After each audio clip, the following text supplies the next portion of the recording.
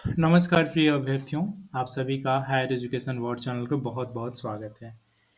देखिए ये जो वीडियो है बहुत ख़ास है, ये इसलिए भी बहुत ख़ास है क्योंकि इसको यूट्यूब पे पूरी तरह से अनलिस्टेड रखा गया है और इस वीडियो को केवल वही सुनेंगे जिसे मैं चाहूँगा कि वो सुन पाएँ और इस वीडियो को केवल आप इंटरव्यू देने वाले प्रतिभागियों के पर्पज़ से बनाया गया है। इसे ऑडियो नोट समझें, ये आपके इंटरव्यू के लिए एक मार्ग प्रशस्त करेगा। इसे क्यों सुनना ज़रूरी है और हमारा परिचय क्या है? आप इस ऑडियो को क्यों सुनें और इसको सुनने के बाद आपको कैसे आपके इंटरव्यू में आपके लिए सहयोगी होगा? और इसके साथ ही साथ आयोग स्तर पे क्या-क्या चीज़ें चल रही हैं? बहुत सारे लोगों का ये कहना था कि वहाँ पे जिनका परिचय है, जिनकी पैरवी है, उनको नंबर दे दिया जाता है। इसकी क्या वास्तविकता है? और इसके बाद आपको ऐसा क्या-क्या करना होगा कि आप कुछ पहले से बेहतर कर पाएँ, जो आपके पास ऑलरेडी नॉलेज है, उसमें कैसे एनहांस कर पाएँ ताकि आप इंटरव्यू में और बेहतर कर पाएँ।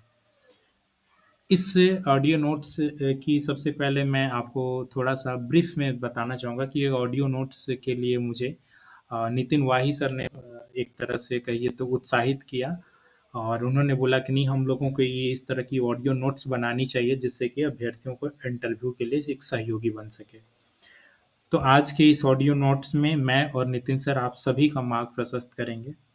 मैं थोड़ा-सा आपको ब्रीफली पहले बताना चाहता हूँ कि मेरा परिचय क्या है और आप क्यों इस ऑडियो नोट्स को सुनें और ऐसा जो भी चीज़ें मैं बोल रहा हूँ उसके पीछे की क्या भूमिका है और इसके पीछे का अनुभव क्या है। और ये बुक पहले तो प्रिंट होकर के आने वाली थी जैसा कि मैं आप सभी को बताया था, लेकिन ऐसा क्या हो गया कि प्रिंट ना होकर के ऑडियो नोट्स के रूप में मैं आप सभी को दे रहा हूँ। तो सबसे पहले हम पहले अपनी भूमिका का अपने परिचय के रूप में थोड़ा-सा चलते हैं, ठीक है? आप परिचय मेरा यही मान के चलिए मैं भी एक असिस्टेंट प्रोफ़ेसर का अभ्यर्थी था, जो कि साइकोलॉजी विषय में मैंने इंटरव्यू दिया है। तत्कालिक समय में जब मैंने फ़ॉर्म भरा था, उस समय केवल मेरे पास नेट था, जेआरएफ था, पीएचडी नहीं था, रिसर्च पेपर नहीं था। इंटरव्यू देने का मौका मुझे नहीं मिला था, फर्स्ट टाइम में लेकिन रिवाइज़ होने के बाद, कोर्ट केस होने के बाद, पुनः से बीसी कैटेगरी में कई अभ्यर्थियों को बुलाया गया था, उसमें मुझे भी इंटरव्यू के लिए बुलाया गया था। चूँकि जो कट ऑफ था उसे नीचे डाउन किया गया था, तो इस आधार पे मुझे भी इंटरव्यू कॉल के लिए बुलाया गया और देखिए मैं जब इंटरव्यू देने जाता हूँ तो आप यहाँ पे स्कोर देख सकते हैं यहाँ पे मेरा सिस्टम जनरेटेड स्कोर 43 है, जो कि बिना रिसर्च पेपर के अगर मेरा फर्स्ट डिवीज़न बीए और एमए में रहता है, बीए में 13 नंबर, एमए में 23 नंबर और 7 नंबर जेआरएफ के टोटल जोड़ते हैं तो 43 नंबर और इंटरव्यू मार्क्स देखिए 14 नंबर। ये देख रहे हैं राज अमन, ओके? ये साइकोलॉजी का है। मैं एक चीज़ आगे बढ़ूँ इससे पहले एक चीज़ कहना चाहता हूँ कि ये वीडियो आपसे निवेदन है कि आप कहीं भी शेयर नहीं करेंगे, क्योंकि ये केवल निजी तौर पर आपके लिए बनाई गई है। केवल और केवल आपके उद्देश्य के लिए बनाई गई है ताकि आप इस ऑडियो नोट्स को सुन कर के अपने परफ़ॉर्म में बेहतर प्रदर्शन कर सकें और इंटरव्यू में अच्छा परफ़ॉर्म कर सकें। इसमें बहुत सारी ऐसी गोपनीय चीज़ें भी बताई जाएँगी जो कि हम ऑडियो और बुक्स में नहीं लिख सकते थे। देखिए बुक्स में इसलिए भी नहीं लिख सकते थे क्योंकि हायर एजुकेशन चैनल द्वारा, मेरे द्वारा बहुत सारी चीज़ें ऐसे चेंजेज़ लाए गए हैं जिसकी वजह से कहीं न कहीं मेरे बहुत ज़्यादा प्रतिद्वंदी भी बन चुके हैं। प्रतिद्वंदी का तात्पर्य यह है कि बहुत सारी ऐसी चेंज लाई गई जिसकी वजह से बहुत अभ्यर्थी जिनका कि रिज़ल्ट होने के बाद भी रिज़ल्ट से उनको निष्कासित कर दिया गया। कई ऐसे थे कि जो फर्जी एक्सपीरियंस, फर्जी सर्टिफ़िकेट के आधार पे उनको नंबर मिल रहे थे। लेकिन हायर एजुकेशन बोर्ड चैनल ने बहुत सारी आवाज़ें उठाई, जैसे कि पहले स्कोर कार्ड नहीं दिखाया जाता था अभ्यर्थी का इंटरव्यू देने के बाद। हमने वो आवाज़ उठाई, स्कोर कार्ड दिखाया जाने लगा। हिंदी विषय तक रिसर्च पेपर में नंबर काटे जाते थे। हमने वो आवाज़ उठाई, अब रिसर्च पेपर में नंबर नहीं काटे जाते हैं जब तक कि आपने कोई गलती ना की हो। आपने गलती का तात्पर्य अगर आप अपने बुक के सभी रिसर्च पेपर के सभी कवर पेज, बैक पेज अगर सब कुछ लगा रखे हैं तो आपके नंबर नहीं काटे जाएँगे। पहले तो मनमाने ढंग से रिसर्च पेपर में नंबर काटा जाता था, लेकिन उसके लिए कोर्ट केस करवाया गया और बहुत सारी चीज़ें हुई तो अब से नंबर नहीं काटे जा रहे हैं रिसर्च पेपर में जब तक कि आपकी गलती ना हो। दूसरा चेंजेज़ मैंने आपको जैसा कि बताया कि कई अभ्यर्थी जो कि अभी साहित्य में थे, फ़िलॉसफ़ी में थे, इसके बाद अन्य-अन्य कई विषय में थे और आने वाले समय में भी बहुत सारे विषय में भी रिज़ल्ट चेंज होने वाले हैं, ठीक है? तो इस वजह से न जाने कितने प्रतिद्वंदी धीरे-धीरे बनते जा रहे हैं और 1-2 तो मेरा न जाने क्यों एड्रेस भी माँगना चाह रहे हैं, मुझसे मिलना चाह रहे हैं। जिनका कि मुझसे कोई सरोकार नहीं है और वो लोग हैं जिनको कि इंटरव्यू लिस्ट से सॉरी ये रिज़ल्ट रिवाइज़ करने के बाद से उनको रिज़ल्ट से निकाल दिया गया है। तो वो लोग क्यों मिलना चाह रहे हैं, यह थोड़ा तो प्रश्न चिन्ह है। और दूसरी बात कि ऐसा मुझे महसूस होता है कि मेरे चूँकि थ्रेटनिंग भी कई जगह से मुझे मिली है, धमकी भरे संदेश भी आते रहे हैं। इस वजह से मुझे लगा कि जो चीज़ें बुक्स में नहीं डाली जा सकती हैं और वही बहुत ज़्यादा आपके लिए इम्पोर्टेंट है, तो फिर हम बुक्स को आखिर क्यों लाएँ? जब इम्पोर्टेंट चीज़ें आपको बता ही नहीं पाएँगे, तो बुक्स लाने का मतलब क्या है? तो इसीलिए मुझे लगा कि नहीं, बुक्स वाला हम लोग का चूँकि जो चीज़ें बुक्स में ले आते हैं, वो ऑलरेडी अगर गूगल पे आपको चीज़ें उपलब्ध हो जाती हैं, तो फिर वो बुक्स ले आने का क्या मतलब था? कोई मतलब नहीं था। तो इसलिए हमने बुक्स की जगह एक ऑडियो नोट्स बनाने का सोचा ताकि आपको सभी चीज़ें हम ब्रीफ़ली आपको यहाँ पे बता सकें। आप इस वीडियो में अंत तक बने रहिएगा। मेरी कोशिश होगी कि आपको एक-एक बिंदु पर अच्छे से समझ विकसित करने की कोशिश होगी। इसके लिए नितिन सर भी मेरे संग जुड़ चुके हैं। नितिन सर, आप मेरी आवाज़ सुन पा रहे हैं ना? जी सर, राज सर, मेरे को आपकी आवाज़ बिल्कुल क्लियर है। Okay, okay, okay. तो जैसा कि मैंने आपको अपना परिचय बता दिया, लेकिन अब कहेंगे कि एक ऐसे कैंडिडेट जो कि पीएचडी भी नहीं किया हुआ है और इसके पास बहुत ज़्यादा कुछ अनुभव भी नहीं है, आप क्यों मुझे सुनें? तो देखिए, एक चीज़ मैं आपको अपने बारे में बताना चाहूँगा, इस higher education Bihar assistant professor की जो नियुक्ति प्रक्रिया चल रही है, डे 1 से लेकर के अब तक जितने भी विषय के इंटरव्यू प्रकाशित हुए हैं, रिज़ल्ट प्रकाशन हुए हैं, ऐसा एक भी विषय नहीं है जिसमें कि गैर चयनित और चयनित दोनों तरह के अभ्यर्थियों से मैंने इंटरव्यू उनका नहीं लिया है। हाँ, यूट्यूब पे आपने बहुत कम इंटरव्यू देखे होंगे इंटरव्यू एक्सपीरियंसेस के रीज़न कि जिनका चयन नहीं हुआ है या फिर जिनका चयन हो गया है, उनमें से बहुत सारे ऐसे लोग थे जिनका कहना था कि नहीं, मेरी चीज़ों को देखिए पब्लिकली मत डालिएगा, मैं आपको सभी इन्फॉर्मेशन तो बता दे रहा हूँ, लेकिन इसको पब्लिकली ना डालिएगा। तो वो लोग पब्लिक प्लेटफ़ॉर्म पे नहीं आना चाह रहे थे, इस वजह से उनके वीडियो वगैरह यूट्यूब पे नहीं डाले जा सके। अन्यथा ऐसा कोई विषय नहीं है कि जिसके अभ्यर्थियों से मैंने पर्सनली बात ना किया हो, जिनका चयन हुआ है उनसे भी और जिनका चयन नहीं हुआ है उनसे भी। तो इस वजह से मुझे लगता है कि इस पूरे बिहार में या फिर इस नियुक्ति प्रक्रिया संबंधी शायद ही मुझसे ज़्यादा कोई अनुभवी व्यक्ति होंगे, क्योंकि डे 1 से मैं लगा हूँ और बाकी तो सभी आपके समक्ष है ही कि इसमें चीज़ों को कितना गहनता से मैं नज़दीकी से चीज़ों को देख रहा हूँ। तो ये रही, इस वजह से आप इस ऑडियो नोट्स को सुनिए, ठीक है? ये भूमिका रही। अब एक चीज़ और, देखिए ये असिस्टेंट प्रोफ़ेसर की इंटरव्यू अन्य इंटरव्यू से क्यों ख़ास है? ये ऑडियो नोट्स क्यों आपको अलग बनाएगा और इंटरव्यू के बारे में तो ये कहा जाता है कि कोई भी चीज़ संभव नहीं है, कोई सर्टेन नहीं है, निश्चित नहीं है, तो फिर ऐसा क्या है कि आप इस ऑडियो नोट्स को सुन कर के आप अपने इंटरव्यू में बेहतर प्रदर्शन कर पाएँगे? देखिए, सबसे पहली बात तो ये समझिए कि इंटरव्यू 2 तरह के होते हैं। एक होते हैं प्रतिकृत साक्षात्कार जिसको पैटर्न्ड इंटरव्यू कहा जाता है और एक होते हैं अप्रतिकृत मतलब अनस्ट्रक्चर्ड पैटर्न साक्षात्कार इंटरव्यू। उसमें अनस्ट्रक्चर्ड पैटर्न अमूमन किसमें होता है? प्रशासनिक सेवाओं में होता है, बैंकिंग सेवाओं में होता है, ठीक है? इस तरह के विभिन्न सेवाओं में होता है। यहाँ पे अनस्ट्रक्चर्ड इंटरव्यू होते हैं। यहाँ पे आप जाएँगे तो आपकी चूँकि यहाँ पे मुख्य रूप से किस चीज़ का आपका जाँच की जाती है साक्षात्कार में? आपके कार्य कौशल की जाँच की जाती है और व्यक्तित्व परीक्षण की जाँच की जाती है। और कार्य कौशल और व्यक्तित्व परीक्षण जो है, यह एक बहुत ही व्यापक विषय है। व्यक्तित्व विश्लेषण के दरमियान जब व्यक्तित्व परीक्षण होगा तो न जाने कौन-कौन से प्रश्न निकल सकते हैं, जनरेट हो सकते हैं। ठीक इसी तरह कार्य कौशल संबंधित बहुत सारे हो सकते हैं। लेकिन अगर हम असिस्टेंट प्रोफ़ेसर की साक्षात्कार की बात करें, तो देखिए ये बहुत ही लिमिटेड होता है। इसमें मुख्य रूप से 2-3 सेक्टर हैं जिससे आपको साक्षात्कार पूछे जाते हैं। क्या है?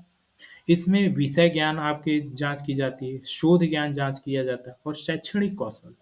यानी पूरा का पूरा इंटरव्यू 3 चीज़ों पर विकसित होता है। एक विषय ज्ञान, शोध ज्ञान, शैक्षणिक कौशल। शोध ज्ञान और शैक्षणिक कौशल क्या है और विषय ज्ञान क्या है, इसको तीनों को हम अलग-अलग बाइफरकेट करके आज समझेंगे कि इन तीनों पोर्शन पर हम कैसे कमांड एस्टेब्लिश कर सकते हैं, कैसे इंटरव्यू में बेहतर परफ़ॉर्म कर पाएँगे। तो पहली बात तो आप समझ गए कि जो सामान्य इंटरव्यू होते हैं बैंकिंग प्रणाली या फिर प्रशासनिक सेवाओं संबंधित, वहाँ पर एक व्यापक एरिया होता है लेकिन यहाँ पर थोड़ा सीमित बना दिया जाता है, ठीक है? क्योंकि यहाँ पे आपके व्यक्तित्व कौशल वाला पार्ट हट जाता है कहीं न कहीं। होता है, ऐसा कोई साक्षात्कार नहीं है जहाँ पे व्यक्तित्व कौशल का निरीक्षण ना हो रहा हो, लेकिन यहाँ पे थोड़ा लिमिटेड होता है आपके पर्सनैलिटी संबंधित प्रश्न, ओके? यहाँ पे मुख्य रूप से आपके शोध संबंधित, शोध ज्ञान की जाँच की जाती है, विषय ज्ञान की और शैक्षणिक कौशल की। और अपने से ज़रा समझिए ना, शोध ज्ञान की जाँच क्यों ना की जाए? इस नियुक्ति प्रक्रिया में जो एक्यूआई इंडेक्स है, इसमें सबसे ज़्यादा अंक किसका दिया जा रहा है? रिसर्च का दिया जा रहा है। 30 नंबर पीएचडी का और 10 नंबर रिसर्च पेपर का, यानी 40 नंबर केवल आपके रिसर्च पर बेस्ड है। तो क्यों ना शोध ज्ञान की जाँच की जाए?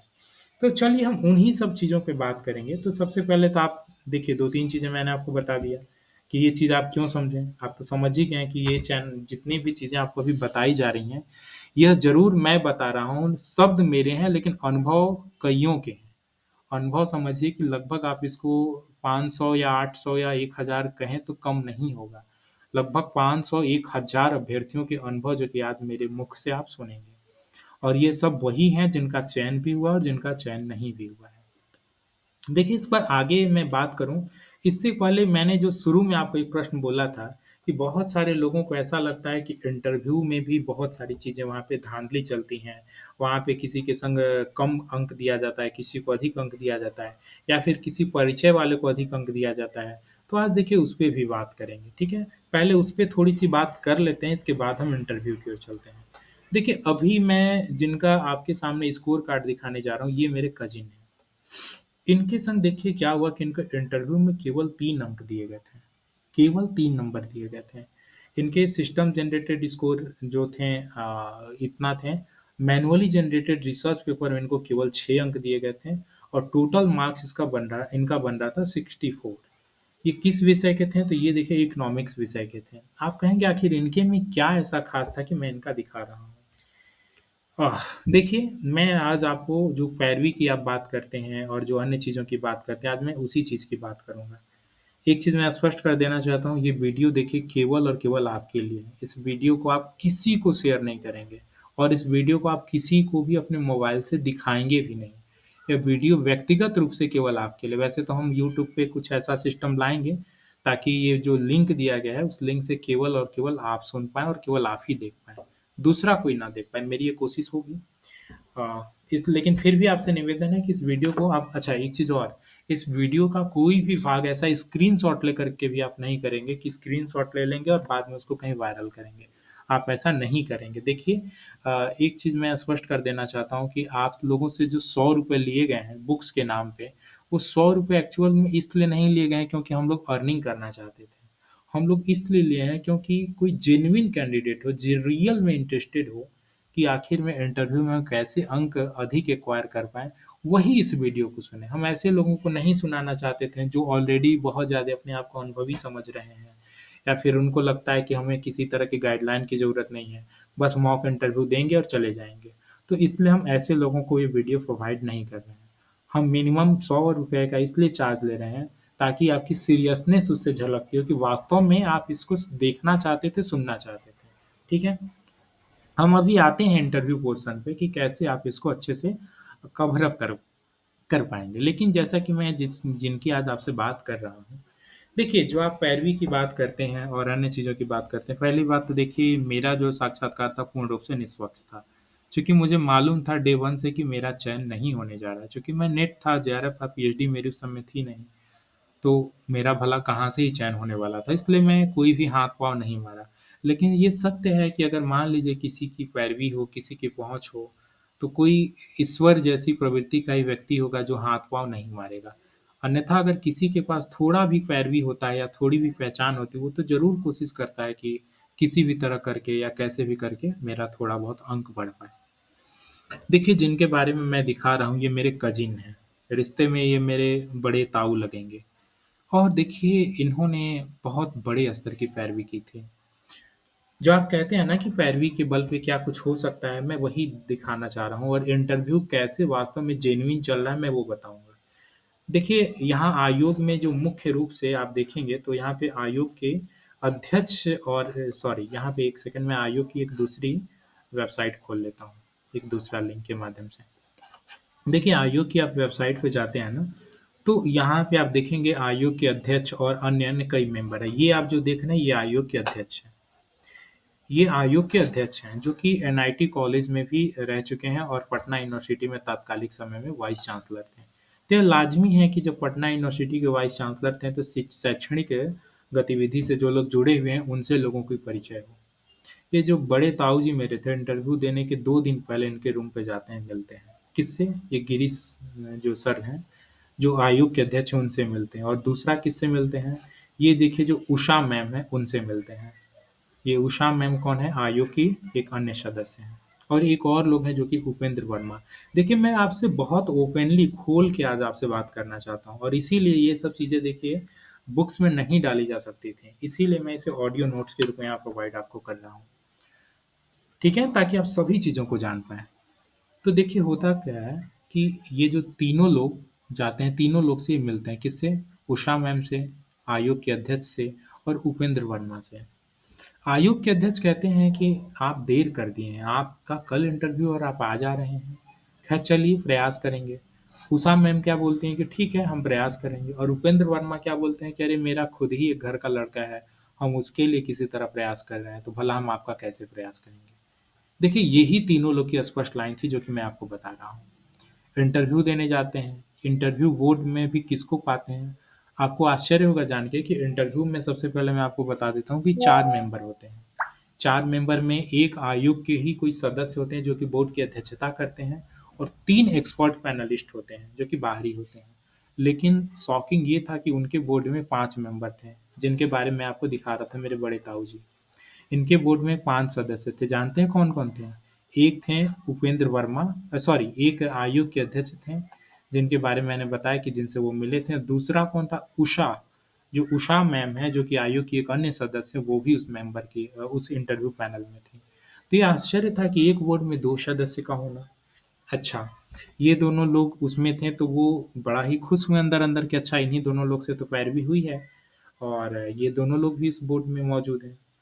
तो और इनके लिए कहना ही क्या था, 3 एक्सपर्ट मेंबर थे। जब उनकी इंटरव्यू शुरू होती है तो उषा मैम ही शुरू करती हैं और आपको जान के आश्चर्य होगा कि किसी दूसरे पैनलिस्ट को पूछने ही नहीं देती हैं। पूरा का पूरा इंटरव्यू केवल और केवल उषा मैम लेती हैं। इकोनॉमिक्स विषय के वो अभ्यर्थी थे। इनकी उम्र 55 वर्ष लगभग है। तो आप समझ रहे हैं कि ये बहुत ओल्ड एज वाले पीपल हैं ये लोग। पठन-पाठन से कहीं न कहीं आप कहें कि दूर हो चुके हैं तो ये कहना गलत नहीं होगा। रिसर्च से दूर हो चुके हैं यह कहना गलत नहीं होगा। रिसर्च की तो ख़ैर इन लोगों को बेचारे को क्या ही समझ होगी। क्योंकि अपने से तो उस समय वास्तविकता यही है कि बिहार में बहुत सारे ऐसे लोग हैं जो कि अपने से पीएचडी कर नहीं रखे हैं। तो होता क्या है कि उषा मैम इनसे इंटरव्यू लेना शुरू कर देती हैं और पीएचडी के एक क्वेश्चन इनसे नहीं पूछती क्योंकि उनको मालूम था कि इनको पीएचडी का तो कुछ जानकारी होगा नहीं। बस इनसे पूछ देते हैं कि अच्छा ये आपकी पीएचडी की टॉपिक क्या है? तो पीएचडी का टॉपिक अपना बताते हैं ये।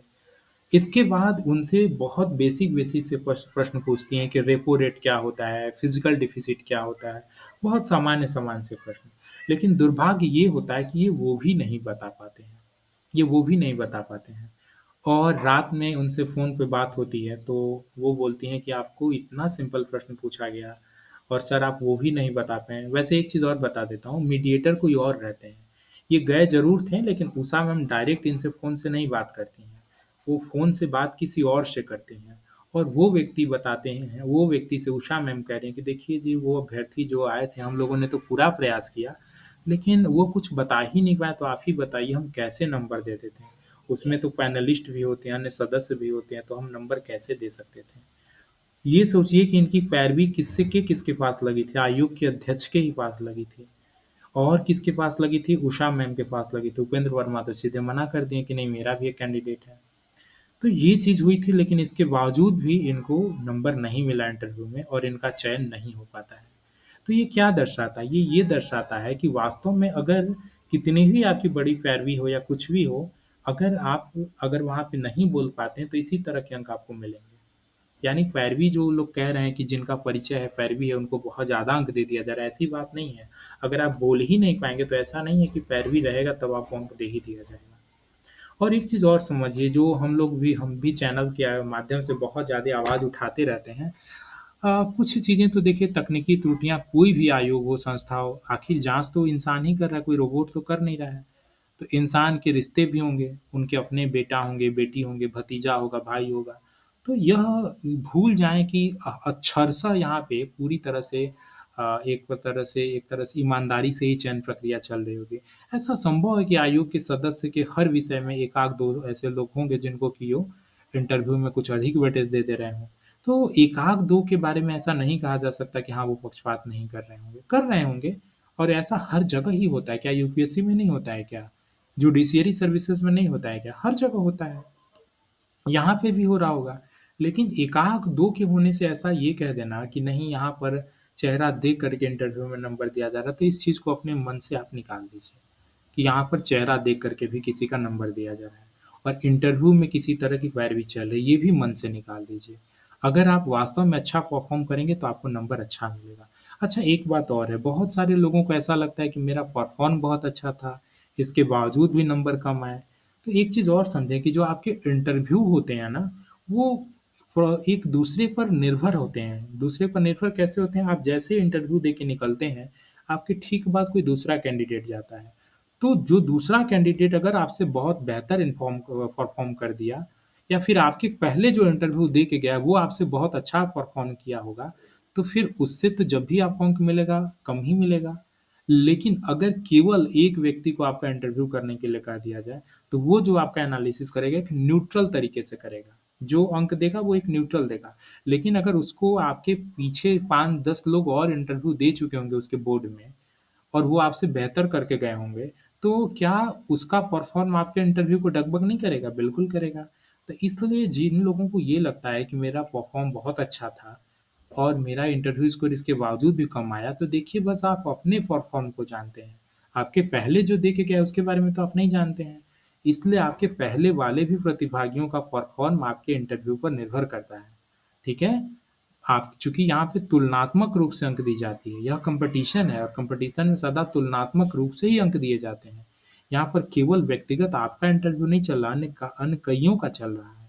इसलिए आपके आगे-पीछे वाले का भी परफ़ॉर्म निर्भर करता है।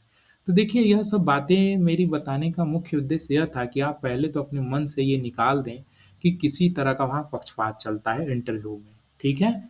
आप एकदम पक्षपात रहित होकर के इंटरव्यू देने जाइएगा। किसी तरह का बायस्ड अपने मन में लेके ना जाइएगा, वहाँ पे किसी तरह का पक्षपात चल रहा है। दूसरी बात मेरे ही बारे में देखिए ना, मेरे पास कुछ भी नहीं था। मेरे पास कुछ भी नहीं था, लेकिन इसके बाद पीएचडी नहीं था, कुछ नहीं था और मेरा 14 अंक दिया गया। मैं आपको अपने बारे में बताऊँगा कि मेरा 14 अंक क्यों आया?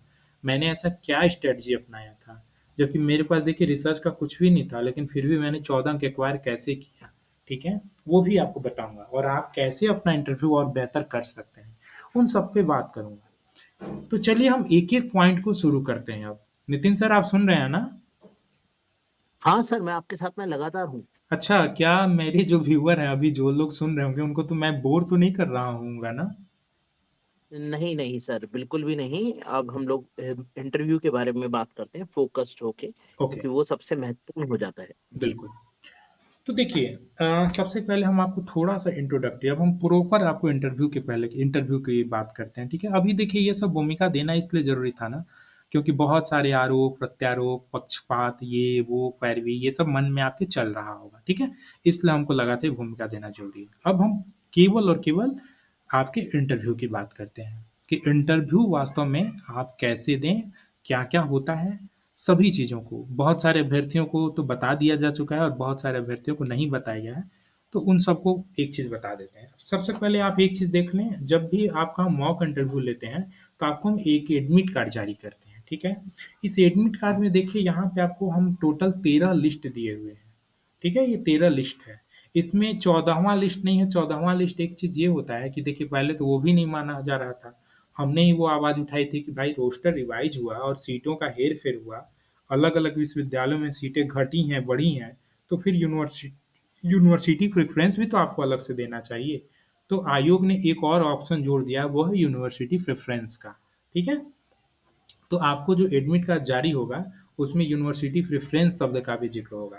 तो एक चीज़ समझिए, ये जो हम लोगों ने एडमिट कार्ड दिया है, इसको मॉक इंटरव्यू जिस दिन भी आपका होगा या हो चुका होगा, आपको हमने ये एडमिट कार्ड दिया, इसमें देखिए टोटल ये जो दिए हुए हैं सर्टिफ़िकेट, आपको आयोग में ठीक इसी क्रम में जैसे पहला मैट्रिक का प्रमाण पत्र सबसे ऊपर रहेगा, उसके बाद अंतिम वर्ष का स्नातक का अंक पत्र रहेगा, इसके बाद स्नातक का प्रमाण पत्र रहेगा, इसके बाद स्नातकोत्तर का अंतिम वर्ष का अंक पत्र रहेगा, यानी कि बीए का, पीजी का, या एमएससी हो तो आप एमएससी का। ठीक है, तो इसी तरीके से सिलसिलेवार ढंग से आप 13 कागज का आप एक सेट तैयार कर लेंगे। और 14वां कागज जो मैंने आपको बताया वो क्या होगा, वो होगा university preference, college university preference. आप जो ऑलरेडी दे चुके होंगे, जो आपने फॉर्म भरा होगा तो उसमें यूनिवर्सिटी प्रेफरेंस दिया होगा ना, तो उस यूनिवर्सिटी प्रेफरेंस को अगर आप बदलना चाहते हैं तो एक अलग से सादे पेज पर बस अपना संशोधित यूनिवर्सिटी प्रेफरेंस हेडिंग डाल करके, और उसमें यूनिवर्सिटी नंबर 1 पे ये, यूनिवर्सिटी नंबर 2 पे ये, यूनिवर्सिटी नंबर 3 पे ये, ऐसे-ऐसे अपना यूनिवर्सिटी प्रेफरेंस दे सकते हैं। आपके विषय की जिन-जिन विश्वविद्यालयों में सीटें होंगी वही दे सकते हैं, ठीक है? तो इस तरह से टोटल आपको 14 डॉक्यूमेंट वहाँ पे लेके जाने हैं।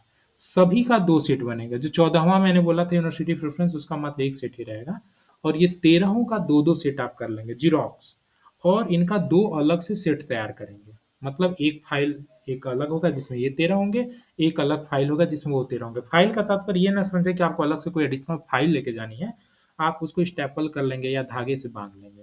तो इस तरह से 13 डॉक्यूमेंट आपको ले लेंगे, और इन्हीं का ओरिजिनल डॉक्यूमेंट भी आप ले लेंगे। आपकी जिस दिन साक्षात्कार होगी उस दिन जाते हैं तो आपको एक बड़े से हॉल में बिठा दिया जाएगा। बड़े से हॉल में बिठा दिए जाने के बाद वहाँ पे अलग-अलग सभी कैंडिडेट की बारी-बारी वहाँ पे वेरिफ़िकेशन होती है, ओरिजिनल डॉक्यूमेंट के आधार पे और ज़ेरॉक्स कॉपी के आधार पे। दोनों का क्रॉस चेक किया जाता है। क्रॉस चेक करने के बाद होता क्या है कि आपको अगर सब कुछ ठीक रहता है तो वहाँ पे आपको ओरिजिनल डॉक्यूमेंट आपको वापस कर दिए जाते हैं, और जो आपको एडमिट कार्ड आयोग के द्वारा प्राप्त होगा ईमेल आईडी पे इंटरव्यू के लिए, उस एडमिट कार्ड पे सिग्नेचर करके आपको अपना एडमिट कार्ड भी वापस कर दिया जाता है। इसके बाद थोड़ी देर बाद आपको दूसरे रूम में भेजा जाता है, और दूसरे रूम में जाते हैं तो जिस एडमिट कार्ड का आपको सिग्नेचर किया गया था, उस एडमिट कार्ड को आपसे वो लोग माँगते हैं, और उस एडमिट कार्ड पे फिर से वहाँ पे भी सिग्नेचर वो लोग करते हैं, और इसके बाद कहते हैं कि आप इस एडमिट कार्ड को रख लीजिए, और ये वाला जो एडमिट कार्ड है जो कि तत्कालिक तुरंत आपको एक नया एडमिट कार्ड वो लोग देते हैं। उस पर केवल और केवल आपका पासवर्ड दिया रहता है, रूम संख्या दिया रहता है कि आपके किस रूम में इंटरव्यू होने वाला है। तो उसको आप देते हैं, उसको वो देते हैं, और विषय दिया रहता है, और समय दिया रहता है कि किस समय से किस समय तक। मतलब समय वही शिफ्ट रहता है जिस शिफ्ट में आपका होता है, और उसको वो आपको दिया जाता है और बोला जाता है कि यही अब आपका एडमिट कार्ड है, इसी को लेकर के आप जाइएगा इंटरव्यू देने के लिए रूम में। जिस रूम में आपका इंटरव्यू, उस रूम के सामने जाइए, चेयर लगा हुआ है, वहाँ पे बैठ जाइए। वो लोग आपको डायरेक्शन दे देते हैं कि ऐसे सीधे जा कर के ऐसे लेफ्ट मुड़ना है, राइट मुड़ना है, ठीक है? 8वें तल्ले पर जाना है लिफ्ट से, इस तरह से आपको बता दिया जाता है, और उस तरह से आप जाते हैं 8वें तल्ले पर आयोग के, और वहाँ पे जो-जो रूम बने हुए हैं, उस रूम के सामने आपका मान लीजिए रूम संख्या 2 में इंटरव्यू पड़ता है, या 3 में पड़ता है, तो आप 2 या 3 के सामने चेयर लगे हुए, वहाँ पे जा कर के आप बैठ जाते हैं। और इसके बाद अंदर से जैसे ही नेक्स्ट की बारी, मतलब आयोग के अंदर से बोला जाता है अध्यक्ष की तरफ से, तो जैसे ही नेक्स्ट बोला जाता है आपको, जो गेट कीपर होता है वो अलाउ करता है कि हाँ ठीक है, आप अंदर प्रवेश कर सकते हैं, अंदर प्रवेश कर सकते हैं। इस तरह से आपको अंदर प्रवेश कराया जाता है। अंदर प्रवेश जब करिएगा तो वहाँ पे आप शुरुआत में गेट पर ही मे आई कम इन सर, या क्या मैं अंदर आ सकता हूँ सर, ऐसा पूछ लीजिएगा।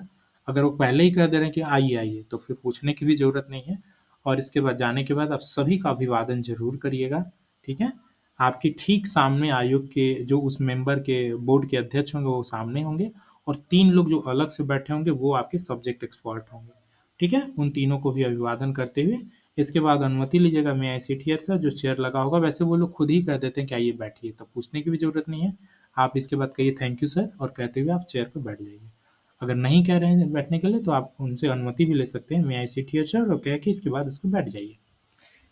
इसके बाद जो आपकी इंटरव्यूज़ जो शुरू होती है, आयोग के जो बोर्ड के अध्यक्ष होते हैं ना, उनके पास देखिए आपका सारा डिटेल्स मौजूद होता है, कि आपने क्या-क्या कर रखा है, आपने क्या पीएचडी भी किया है, क्या आपके पास नेट भी है, क्या टीचिंग एक्सपीरियंस भी, जो-जो चीज़ें हैं, वो सभी आपके बोर्ड के अध्यक्ष को बोर्ड के पैनल को आयोग के अध्यक्ष के द्वारा, आयोग के सदस्य जो बोर्ड के अध्यक्ष होते हैं, उनके द्वारा उनको अवगत कराया जाता है, कि हाँ, ये जो हैं इनकी पीएचडी है, इन्होंने नेट भी कर रखा है, रिसर्च भी पेपर भी है, और इनके पास टीचिंग एक्सपीरियंस भी है, या जो-जो चीज़ें होती हैं सब बताया जाता है।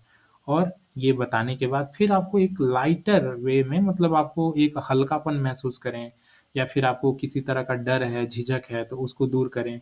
जैसे कि मैं जब इंटरव्यू देने गया था तो थोड़ा-सा गर्मी का भी दिन था, और अमूमन थोड़ा मेरा बीपी हाई रहता है, तो मेरे माथे पे पसीना वगैरह था। आप कहेंगे क्या एसी नहीं था क्या? एसी था, लेकिन फिर भी मेरा बीपी थोड़ा बढ़ जाता है, तो माथे वगैरह को पसीना आने लगता है।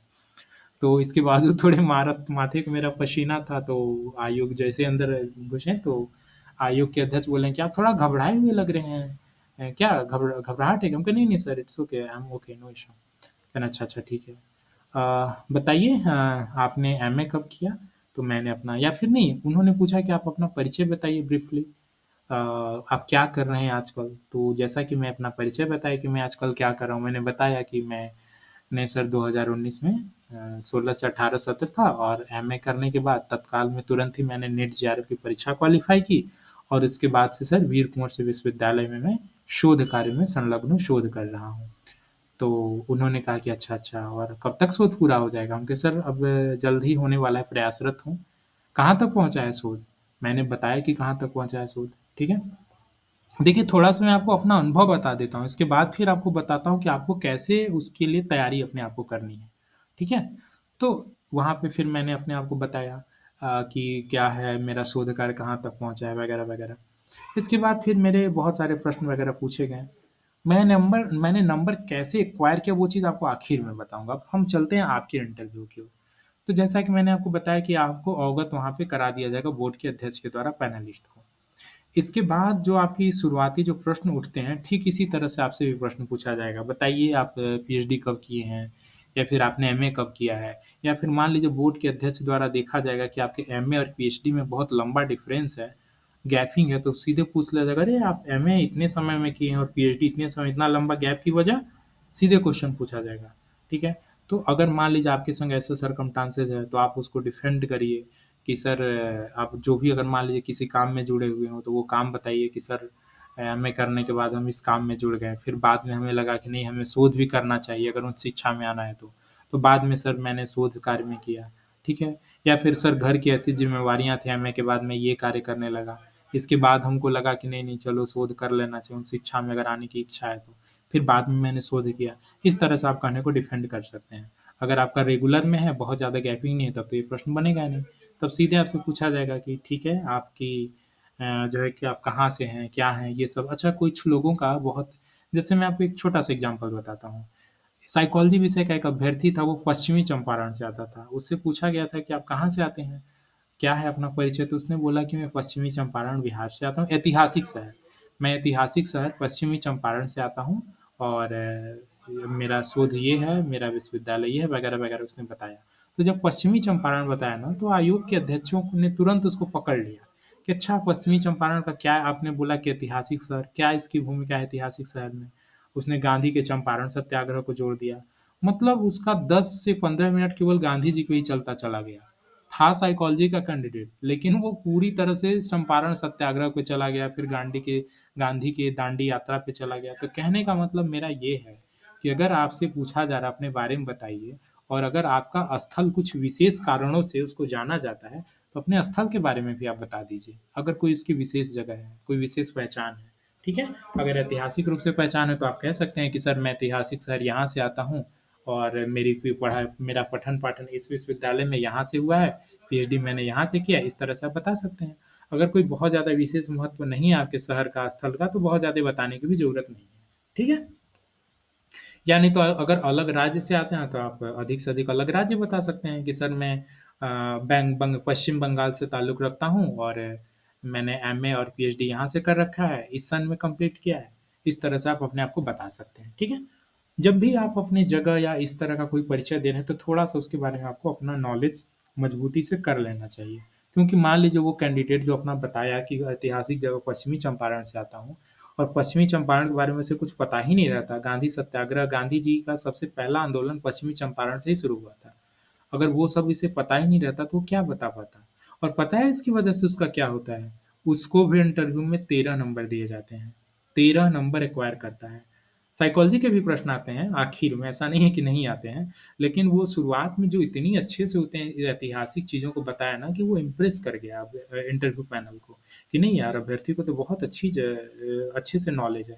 और मैंने आपको क्या बोला था कि आपकी यहाँ पे व्यक्तित्व कौशल की जाँच नहीं होती है, आपकी बौद्धिक कौशल, शैक्षिक कौशल, शोध कौशल, ठीक है? और आपको कैसे पढ़ाते हैं, शैक्षणिक कौशल आप टीचिंग कैसे करते हैं, इन सब चीज़ों की जाँच होती है, राइट? तो जैसा कि मैंने आपको इंट्रोडक्टरी पार्ट बता दिया कि आपको अपने इंट्रोडक्टरी को कैसे काउंटर करना है। देखिए, ये मैं आपको ऑडियो नोट्स बता रहा हूँ, ये शॉर्ट में नहीं बता रहा हूँ, तो इस बुक की व्याख्या तो थोड़ी लंबी होगी ही और चूँकि आपको अपना इंटरव्यू अच्छे से देना है, तो मैं कोशिश करूँगा कि हर एक छोटी से छोटी चीज़ों को बारीक तरीके से बताया जाए, ताकि आपको कोई भी पॉइंट मिस ना हो। ठीक है? इसलिए यहाँ पे नितिन सर आप कुछ कहना चाह रहे हैं क्या? हाँ सर, मैं अभ्यर्थियों की तरफ से कुछ प्रश्न पूछना चाह रहा हाँ, हूँ, बिल्कुल, जैसे बिल्कुल। कोई अभ्यर्थी अगर देगा। तो यस। देखिए जैसे पहले था, एक कोविड टेस्टिंग का सर्टिफ़िकेट चाहिए होता था। हाँ। शायद वो सर्टिफ़िकेट अब नहीं चाहिए होता, क्या अभी भी कोई बाहर से अगर अभ्यर्थी आ रहा है या देश के भी बाहर से आ रहा है, क्योंकि कई अभ्यर्थी यूएस से, यूके से आ रहे हैं, क्या उन्हें कुछ टेस्टिंग का कोई सर्टिफ़िकेट लेके जाना होगा? देखिए, पहली बात तो आप यूएस से आ रहे हैं, यूके से आ रहे हैं, उनको ये जानकारी है नहीं, है ना? और जी, जी। रही बात टेस्टिंग कोविड की, तो एडमिट कार्ड पे ज़रूर ज़िक्र रहता है कोविड वाले टेस्ट का, लेकिन उसकी ज़रूरत नहीं होती है। एडमिट कार्ड पे ज़रूर लिखा रहता है कोविड का आज भी, लेकिन जैसा कि वो प्रोटोकॉल के तहत वो शुरू से लिखते आ रहे हैं, तो अभी भी लिखते आएँगे। जैसा कि मैंने बताया ना कि जब वेरिफ़िकेशन होती है, तो वहाँ पे पूछा भी जाएगा कि कोविड वाला भी है? तो आप कह देंगे नहीं सॉरी सर नहीं है। तो उससे कोई दिक्कत नहीं है, ठीक है? वो कोविड वाला कोई ही नहीं लेकर के आजकल जा रहा है। वो रहता है जी। फ़ॉर्मेलिटी के लिए। दूसरा एक चीज़ और सर, डॉक्यूमेंट चेकिंग के अंदर, डॉक्यूमेंट वेरिफ़िकेशन में वहाँ पर भी एक हमने देखा है कि कई अभ्यर्थी जो हैं, जो अभी साइंस विषय के अभ्यर्थी हैं, उनके साथ में भी एक समस्या है। वो ये बोलते हैं कि सर पूरा पेपर जैसे माँगा जाता है, पेपर तो हम ले जाएँगे, लेकिन कई बार बुकलेट माँगी जाती है कि पूरी बुक आप लेके आइए। तो साइंस विषय में बुकलेट लाना बड़ा मुश्किल हो जाता है, क्योंकि बुकलेट तो यहाँ पर बहुत ही मुश्किल है जो होना, क्योंकि एल्सेवियर वगैरह जो बड़े प्रकाशन हैं, जो बड़े पब्लिकेशन हाउसेज़ हैं, वो बुकलेट नहीं रिलीज़ करते और वो बुकलेट हज़ारों डॉलर्स की आती हैं। ओके। वो कोई लेता ही नहीं है यहाँ पर। ओके, देखिए आप जो ये प्रश्न पूछ रहे हैं ये ऑनलाइन रिसर्च जर्नल के रिगार्डिंग पूछ रहे हैं, ठीक है? जी, जी, जी सर। ओके। देखिए हिंदी विषय में और मेरा तो ख़ैर मैंने आपको बताया ही मेरा तो रिसर्च से कुछ नहीं था। लेकिन मैंने कई जैसा कि मैंने बताया कि डे 1 से लेकर के अब तक जितने भी लोगों ने इंटरव्यू दिया सबका अनुभव मेरे पास है। तो मैंने उन लोगों से पूछा था, कई ऐसे थे जिनका कि ऑनलाइन रिसर्च जर्नल था, तो मैंने उनसे पूछा था कि ये ऑनलाइन जर्नल वाले में आपने क्या किया और कैसे आपसे क्या पूछा गया? तो देखिए बुकलेट ज़रूर सबसे माँगा जाता है, लेकिन अगर आप उनको यह बता देते हैं कि नहीं सर देखिए हमारा जो जर्नल था ना वो ऑनलाइन था, तो वो ऑनलाइन ही उपलब्ध है, वो ऑफ़लाइन उपलब्ध कैसे हो सकता है? वो हार्ड कॉपी देते ही नहीं है तो। ठीक है? और बुकलेट के रूप में यही चीज़ें हैं, जो आपने जर्नल पूरा लगाया होगा, बस उसी जर्नल को दिखा दीजिए, उसका प्रिंट निकाल के ले जाइए। जो आपने वहाँ पे फुल पेज लगा रखा होगा इंडेक्स से लेकर के जी, जी। कवर जी। पेज और जो भी अगर मान लीजिए जनरल की सर्टिफ़िकेट वगैरह भी होगी, तो सब कुछ वहाँ पे दिखा दीजिए कि यही है और सर मेरा ऑनलाइन जनरल है। उनको बता देंगे, तो वो चीज़ें एक चीज़ समझिए, जो वहाँ पे वेरीफ़ाई करते हैं ना, वो बहुत ऐसा विद्वान और उत्कृष्ट स्तर के वो नहीं हैं, वो बहुत ही लोअर लेवल के लोग हैं, क्लर्क टाइप के लोग हैं, ठीक है? तो उन लोगों को अच्छा, वहाँ पे मात्र ये जाँच की जाती है ना कि जो-जो आपने लगा रखा है, वास्तव में वो चीज़ें है कि नहीं। आपने बहुत अच्छा चीज़ प्रश्न पूछा, मुझे एक बहुत यूनिक चीज़ याद आ गई। देखिए, बहुत सारे ऐसे लोग थे जो कि रिसर्च पेपर वगैरह में जब उनका एग्ज़ामिन होता है, तो वहाँ पे उनके द्वारा टिक मार्क किया जाता है। जैसे 5 जनरल आपने लगा रखा है, पाँचों का आप चेक कराएँगे, तो वहाँ पे वो टिक लगाते जाएगा, हाँ, ये चेक हो गया, ये चेक हो गया, टिक, टिक, टिक, टिक, टिक। पाँचों को टिक होता है तो अभ्यर्थी को ऐसा लगता है कि हाँ, पाँचों को टिक हो गया यानी कि अब पाँचों पे नंबर तो मुझे ज़रूर मिलेंगे ही मिलेंगे। लेकिन देखिए, वो बस टिक मार्क इस बात के लिए करता है कि जो-जो आपने फ़ॉर्म अप्लाई किया है, वास्तव में वो चीज़ हमने वेरीफ़ाई किया कि नहीं किया। बस इस चीज़ के लिए वो टिक मार्क करते हैं। नंबर तो ऑलरेडी आपका मिल चुका है। अगर आपने रिसर्च पेपर लगा रखा है, तो नंबर ऑलरेडी मिल चुका है। वहाँ पे आप बताना है बस आपको कि देखिए मेरा ऑनलाइन जर्नल है, इसलिए इसका बुक संभव नहीं है। और आपने अगर फुल पेपर लगा रखा है, तो ऑनलाइन वाले पे भी नंबर मिल रहा है। ये भी जानें, अगर फुल पेपर लगा रखा है, तो ऑनलाइन वाले पे भी नंबर मिल रहा है, ऐसा नहीं है कि नहीं मिल रहा है। बशर्ते कि फुल पेपर आपको लगाना था। कई लोग केवल वन सिंगल पेज लगाए हैं, केवल इंडेक्स पेज लगाए हैं, तो उस आधार पे आपको नंबर नहीं मिलेगा। कई लोग केवल सर्टिफ़िकेट लगा दिए हैं, जिसमें बुक का मेंशन है, ऑथर का मेंशन है वगैरह-वगैरह, लेकिन सभी चीज़ें मेंशन नहीं है, तो वैसे में नंबर नहीं मिलेगा। ठीक है सर? जी सर, एक चीज़ और मैं पूछना चाहूँगा। जी। चेकिंग के बारे में, डॉक्यूमेंट वेरिफिकेशन के बारे में। तो देखिए कई स्टूडेंट्स ऐसे होते हैं जिनका डिग्री कंप्लीट हुआ, उन्होंने मतलब उनका मार्कशीट आ गया लेकिन डिग्री नहीं आया। क्योंकि कई यूनिवर्सिटीज अगर मतलब ये जो यूपी बिहार की ऐसी हैं जो डिग्रीज बड़ी लेट देती हैं, तो क्या वो भी असेंशियल है? बहुत अच्छा प्रश्न पूछा। और इससे एक चीज़ और मैं बताना चाहूँगा कि बहुत सारे ऐसे भी लोग थे जो कि जिनसे औपबंधिक रूप से एनसीएल देखिए, आयोग दिनों-दिन बहुत लचर मतलब अभ्यर्थियों के लिहाज से देखा जाए तो बहुत रिलैक्सेशन, बहुत सारी छूट प्रोवाइड अब कर रहा है। वो मैं आपको एक-एक चीज़ बताता हूँ। पहले औपबंधिक जो सूची जारी होती है, तो औपबंधिक सूची में जिनसे एनसीएल माँगा जाता है या जो-जो चीज़ें माँगा जाता है, तो कई बार अभ्यर्थी नहीं देते हैं। नहीं देते हैं, इसके बावजूद भी उनको ऐसा नहीं कि वो नहीं देने के आधार पे इनएलिजिबल कर दिया जाता है। आजकल जिनको भी प्रोविज़नली एलिजिबल किया जा रहा है, अगर वो कैंडिडेट मान लीजिए नहीं भी दे पाया है, कोई बहुत बड़ी चीज़ नहीं हो, सपोज़ दैट जैसे आपने सर्टिफ़िकेट की बात की, मान लीजिए सर्टिफ़िकेट आप उस समय नहीं दे पाए हैं, ठीक है? तो उसके आधार पे आपको इनएलिजिबल नहीं किया जाएगा। औपबंधिक रूप में अगर ईमेल के माध्यम से माँगा गया हो और आप उस समय तक नहीं दिए हैं, तो आपको इनेलिजिबल नहीं किया जाएगा। इंटरव्यू के दिन लेकिन आपको ले जाना होगा, ठीक है? तो जो भी ऐसे यूनिवर्सिटीज़ वगैरह से हैं, उनको ये दिखाना चाहिए कि देखिए, हमें औपबंधिक रूप से ये चीज़ें माँगी गई हैं और इस तारीख तक जमा करना है। कृपया मेरा जल्द से जल्द इश्यू किया जाए। तो मुझे नहीं लग रहा है कि कोई विश्वविद्यालय इस चीज़ में रोकेगा। ठीक है?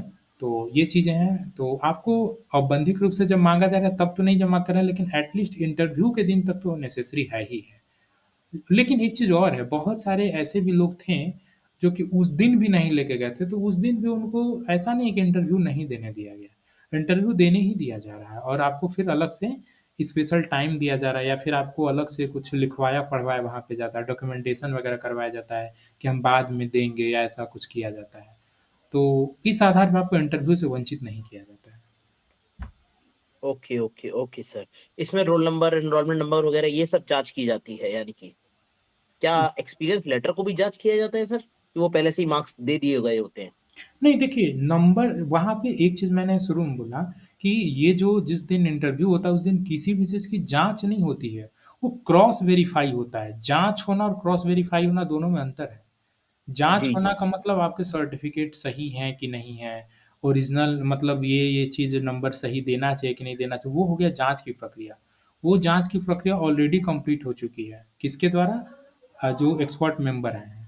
उस दिन केवल क्रॉस चेक होता है कि आपने जो-जो अप्लाई किया था, वो चीज़ ओरिजिनल रूप में आपके पास उपलब्ध है कि नहीं, बस। Okay, okay sir, continue sir, please आगे बढ़िए। ओके। तो जैसा कि इंट्रोडक्टरी पार्ट हो गया। देखिए, मैंने शुरू में बताया कि हम एक-एक सूक्ष्म पहलू को लेके चल रहे हैं, तो इसलिए वीडियो लंबा बन सकता है, चूँकि ये बुक की ही ऑडियो नोट आपको दी जा रही है, तो ऑब्वियसली ये लंबा बनेगा ही। तो ये रहा इंट्रोडक्शन की प्रक्रिया। अब इसके बाद जब आपसे पहला जो प्रश्न पूछा जाता है, मैंने बताया कि इंट्रोडक्टरी पार्ट आपको कैसे-कैसे कवर राज सर, इसमें हमें ये बताना बहुत ज़रूरी हो जाता है कि इंट्रोडक्टरी में हमें अपना नाम नहीं बताना है कैंडिडेट को, शायद। हाँ, वो नाम पूछेंगे नहीं तो आप नाम क्यों बताएँगे? ये आपने बहुत सही कहा, जैसे हम मॉक इंटरव्यू वगैरह ले रहे हैं अभी, तो हम लोग भी कई लोगों से पूछते हैं कि अपने बारे में बताइए आप आजकल क्या कर रहे हैं? तो अगर आपसे ये पूछा जा रहा है कि आप आजकल क्या कर रहे हैं, अपने बारे में बताइए, तो आप अपने बारे में ये बताना नहीं शुरू करेंगे कि सर मेरा नाम राज अमन है और मैं इस वि इतना नहीं, ये सब नहीं। अगर आप क्या कर रहे हैं, तो सर मैं वर्तमान समय में नहीं, आप वहाँ पे अपने एकेडमी को थोड़ा-सा पीछे ले जा सकते हैं कि सर 2019 में मैंने एमए कंप्लीट किया, इसके बाद इस समय पीएचडी कंप्लीट करने के बाद मैं वर्तमान समय में इस कार्य से जुड़ा हुआ हूँ। थोड़ा-सा आप अपने एकेडमिक बैकग्राउंड को लपेटते हुए, इसके बाद आप ये बताएँ कि वर्तमान में क्या कर रहा हूँ। नाम बताने की ज़रूरत नहीं है, नाम आपसे पूछा भी नहीं जाता है। ठीक है? एक तो चीज़ मैं ये यहाँ पर ये भी बोलना चाहूँगा सर, कई कैंडिडेट्स जो मॉक इंटरव्यू में हमारे पास में आए, वो इस बात को लेके बड़ा फ़ोकस कर रहे थे कि मेरा नाम नितिन है और मैंने पीएचडी पटना यूनिवर्सिटी के हेड के अंडर में किया है। तो नहीं, नहीं, उसका भी एक ये नेगेटिव सब बिल्कुल इम्प्रेशन, नहीं, ये ये सब बिल्कुल नेगेटिव इम्प्रेशन हो जाता है। एकदम, जी। एकदम। ये चीज़ें आपको बिल्कुल नहीं बतानी है कि मैंने किसके अंडर में किया है, हेड के अंडर में किया है या ये किया है, क्योंकि वो हो सकता है और नकारात्मक अंक दे जाए, वहीं से आपको वो टारगेट कर लेंगे। तो इस तरह का टारगेट वाले प्रश्न आपको नहीं करना और एक चीज़ और बोल रहे हैं, बहुत ही पोलाइट तरीके से वहाँ पे आपको रिस्पॉन्स देना है, ठीक है? बहुत पोलाइट तरीके से। आखिर में एक आपको और कहानी जो बताएँगे इसी इंटरव्यू संबंधित। कहाँ यहाँ पर मैं इसमें कुछ चीज़ें और ऐड करना चाहूँगा। जी, जी, देखिए, बिल्कुल। जब आप किसी भी इंटरव्यू को देने के लिए जाते हैं, अभ्यर्थी कभी भी जाते हैं, क्योंकि जैसा हमें अभी पता चला है कि आपके पास में बाकी डॉक्यूमेंट्स नहीं होते, लेकिन आपका मोबाइल आपके पास में रहता है जब आप अंदर भी चले जाते हैं, यानी कि आप मेन इंटरव्यू मतलब रूम में पहुँच चुके हैं, वहाँ पर भी आपका मोबाइल है। पहले ही आप अपना कृपया मोबाइल साइलेंट कर लें, क्योंकि अगर वहाँ पर कुछ इस तरीके की बात होती है कि मोबाइल बज रहा है, तो कई बार जब मैं खुद इंटरव्यू कहीं देने के लिए गया था, मुझसे आगे वाले कैंडिडेट को जो इंटरव्यू पैनल के अध्यक्ष थे, उन्होंने बहुत ही मतलब उनको एक नेगेटिव वाइब से देखा और फिर उनके मार्क्स बड़े डिक्रीज़ हो गए, केवल मोबाइल बजने पे या कुछ इस तरीके का करने पे। थोड़ा-सा प्रिकॉशन लेने की ज़रूरत है। बिल्कुल, बिल्कुल। और एक चीज़ आपने बड़ा अच्छा कहा तो मुझे एक चीज़ और याद आ गया। जिस रूम में इंटरव्यू चलते रहता है और बोर्ड के पैनलिस्ट तो सभी अंदर बैठे रहते हैं, लेकिन ना पूरी तरह से इंटरव्यू में जब हॉल में प्रवेश कर गए हैं, तो शुरू से लेकर आखिरी तक आप सीसीटीवी टीवी कैमरा की जद में हैं। तो आपको ऐसा कुछ नहीं करना चाहिए जो कि आपको एक रियल एक्सपीरियंस से अलग आपको दिखाने का मतलब वो फ़ील हो। कुछ ऐसा ना करें जिससे कि ये प्रतीत हो कि यार ये सीरियस कैंडिडेट नहीं है या फिर ये थोड़ा अनडिसिप्लिन्ड है, ठीक है? इस तरह की चीज़ों से आपको बचना चाहिए जब ग्रुप हॉल में प्रवेश कर गए हैं। क्योंकि आप सदा ही सीसीटीवी कैमरे की जद में हैं और बहुत को तो मैंने देखा कि जहाँ इंटरव्यू चल रहा है उसके सामने जो चेयर पे बैठे हैं, वहाँ पे वो किताबें खोल के पढ़ रहा है कैंडिडेट और थोड़ी देर बाद इंटरव्यू देने जाने वाला और किताबें खोल के पढ़ रहा है। तो ये बड़ा ही मुझे अच्छा ठीक नहीं लगा। ठीक है? तो इस तरह से आपको नहीं करना है। आपको पहले ही इतना प्रिपेयर हो जाना है कि ये सब चीज़ों की ज़रूरत ही ना पड़े।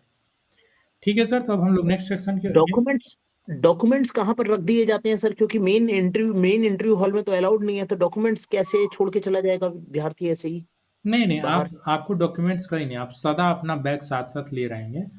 बैग आपको कहीं भी रखना नहीं है, ठीक है? जो डॉक्यूमेंट्स की आपने बात की, डॉक्यूमेंट्स भी आपके साथ ही साथ रहेंगे। जब तो इंटरव्यू थीसिस वगैरह ले जाना अलाउड है क्या सर? नहीं, नहीं, नहीं, नहीं, थीसिस की आपको कोई डिमांड नहीं की जाती है, थीसिस नहीं ले जाना है, ओके? आप अपने पढ़ने के पॉइंट ऑफ व्यू से लेके उस पे भी आते हैं, अभी आपने थीसिस की बात कही ना, ये क्वेश्चन हम थीसिस वाले जब शोध की बात करेंगे तो वहाँ पे बताएँगे कि वहाँ पे कैसे आपको क्या-क्या करना है, ठीक है? जी लेकिन सर, थीसिस आप मेन इंटरव्यू पे चलते हैं। हाँ, थीसिस नहीं लेके जाना है, ओके? हाँ, एक चीज़ और जो आपने बैग वाली बात कही ना, तो बैग आपके साथ ही रहता है। हाँ, रूम में प्रवेश जब करते हैं, तो वहाँ पे बैग नहीं ले जाएँगे। जिस चेयर पे बैठे रहेंगे, वहीं पे आप बैग छोड़ देंगे, कोई दिक्कत नहीं है। वो वहाँ पे पूरी तरह से सीसीटीवी कैमरे की जद में है, गेट कीपर है वगैरह-वगैरह सब है, वहाँ पे कोई दिक्कत नहीं है। बैग वहीं पे छोड़ के आप अंदर केवल डॉक्यूमेंट्स लेके जाएँगे। डॉक्यूमेंट्स में क्या, वही जो सेकंड टाइम वहाँ पे एडमिट कार्ड मिला, जो कि मैंने आपको बताया था, जिसमें पासवर्ड लिखा रहता है। ठीक है? जी सर, शुरू करें। ओके। तो देखिए इंट्रोडक्टरी पार्ट हो गया, जब इंट्रोडक्टरी पार्ट ठीक-ठाक हो जाता है और आपने बहुत ज़्यादा कोई लूप होल नहीं छोड़ा है। देखिए कई लोग तो इंट्रोडक्टरी पार्ट में ही लूप छोड़ देते हैं, लूप होल जैसे कि मैंने आपको बताया। एक चीज़ समझिए, पूरा इंटरव्यू आपके ऊपर निर्भर करता है कि आप इंटरव्यू का डायरेक्शन क्या तय करना चाहते हैं। वास्तव में वहाँ पे जितने भी इंटरव्यू एक्सपर्ट बैठे हुए हैं ना, वो क्वेश्चन का सेट याद करके नहीं बैठे रहते हैं। वो तो आपके ही प्रश्नों से प्रश्न निकालना चाहते हैं और आपके ही प्रश्नों से प्रश्न निकाल के पूछते भी हैं, ओके? वो ऐसा नहीं है कि सेट लेकर के बैठे हुए हैं। तो अगर इंट्रोडक्टरी पार्ट में बहुत ज़्यादा कुछ ऐसा नहीं लग रहा है कि विशेष चीज़ें पूछी जानी चाहिए, तो फिर आपसे सीधे क्वेश्चन पूछ लिया जाता है। अगर आप पीएचडी वगैरह किए हैं तो। देखिए हम 2 तरह से लेके चलेंगे, एक उनके लिए भी लेके चलेंगे जो केवल पीएचडी अरे सॉरी पीएचडी नहीं किए हुए हैं और उनके लिए भी बात करेंगे जो पीएचडी किए हुए हैं। तो अभी हम बात करते हैं जो पीएचडी किए हुए हैं। इसके बाद हम बात करेंगे जो पीएचडी नहीं किए हुए हैं उनकी संख्या, ओके? अभी हम बात करते हैं पीजीएचडी को लेकर के। चूँकि सबसे पहले आपको पीएचडी को ही कई बार टारगेट अधिकतम अगर 100 अभ्यर्थी इंटरव्यू देने जा रहे हैं, तो 100 में 95 लोगों के साथ सबसे पहले इंट्रोडक्शन के बाद इंट्रोडक्टरी पार्ट हो जाने के बाद, आपको अच्छे से रिलैक्स महसूस करा दिए जाने के बाद, अमूमन शोध से ही संबंधित प्रश्न पूछ लिए जाते हैं, कि अच्छा आपने पीएचडी ये जो किया है, क्या है आपकी पीएचडी का विषय? अब यहाँ से आप जो पीएचडी का टॉपिक है, उसे आप अच्छे से याद कर लें। बहुत सारे लोग अपनी पीएचडी का टॉपिक ही अच्छे से नहीं बता पाते हैं। आप पीएचडी का टॉपिक अच्छे से याद कर लें और एक चीज़ याद रखें जब पीएचडी का टॉपिक आप बोलें, तो बहुत ज़्यादा तेज़ी से ना बोलें। ऐसा ना बोलें कि उनको दोबारा से सुनने का मतलब मौका मिले सुनना वो चाहें या फिर आपकी पहले बार बोलने पर वो पिक ही ना कर पाएँ। केमिस्ट्री में, फिज़िक्स में या फिर अन्य विषय में ऐसा संभव है कि आपके पीएचडी टॉपिक बहुत लंबे हो सकते हैं। और आप बहुत जल्दी धड़ल्ले से बोल जाएँगे तो जो वेरिएबल उनको पिक करने चाहिए वो वेरिएबल पिक ही नहीं कर पाएँगे। इसलिए आप आहिस्ता-आहिस्ता बोलें, ओके? ठीक है, पीएचडी टॉपिक जब बोल देते हैं तो ऐसा संभव है कि जो पीएचडी के आपके जितने भी वेरिएबल्स हैं, जैसे कि सपोज दैट कोई केमिस्ट्री का या इतिहास का एक कैंडिडेट है, उसने कर रखा है रिसर्च कि भारत की स्वतंत्रता में आज़ाद हिंद फौज का योगदान, सपोज दैट किसी ने इसके पीएचडी कर रखा है। उसे पूछा जाता है आपके शोध का विषय क्या है, टॉपिक क्या है, वो ये बताता है कि आज़ाद हिंद फौज का योगदान। तो यहाँ पे देखिए क्या क्या उसने लूपहोल छोड़ा।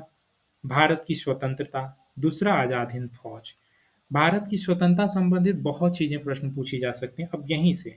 अब इसपे आपको रिसर्च पे सीधे क्वेश्चन नहीं जा सकता है। हो सकता है कि आपसे रिसर्च पे क्वेश्चन जाने के बजाय ये पूछने लगे कि अच्छा, भारत की स्वतंत्रता में क्या आज़ाद हिंद फौज का ही योगदान रहा है या फिर और किसी का योगदान रहा है? या फिर आपसे ये चीज़ें पूछी जा सकती हैं कि अच्छा ये बताइए, क्या सुभाष चंद्र बोस या फिर आज़ाद हिंद फौज के बीच में किसी तरह का विरोध था? मतलब जो वेरिएबल है उससे रिलेटेड आपको प्रश्न वहीं पर टारगेट किए जा सकते हैं। वैसे जब आप हमारे यहाँ मॉक इंटरव्यू जब देंगे ना, तो वहाँ पे आपको ये चीज़ें क्लियर हो जाएँगी कि कैसे आपकी पीएचडी से संबंधित प्रश्न पूछे जाएँगे। ओके? हम अभी आपको ब्रीफ में बता रहे हैं। तो पीएचडी टॉपिक जो है, उससे संबंधित जो वेरिएबल है, उसकी आपको अच्छे से समझ होनी चाहिए। जो वेरिएबल ले रखा है। मान लीजिए आपके सोशियोलॉजी का कैंडिडेट है, वो अगर देख रहा है कि स्कूल टीचर या फिर स्टूडेंट पर occupational stress, job satisfaction, adjustment, इन सब का स्टडी कर रहा है, तो आपको पता होना चाहिए कि ऑक्यूपेशनल स्ट्रेस क्या है, जॉब सैटिस्फैक्शन क्या है, एडजस्टमेंट क्या है। थ्योरेटिकल नॉलेज आपको उस वेरिएबल का होना चाहिए। इसी तरह केमिस्ट्री में भी या साइंस वाले सब्जेक्ट को आपको नितिन सर कवर अप करेंगे, अभी कवर अप करेंगे। हम आपको ब्रीफली बता रहे हैं।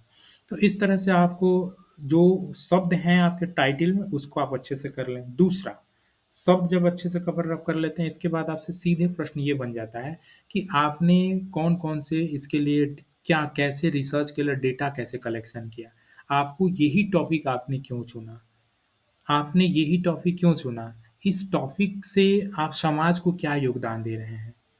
आप जितने भी मैं चीज़ों को बोल रहा हूँ, आप सभी का उत्तर तैयार कर लीजिएगा। क्या-क्या?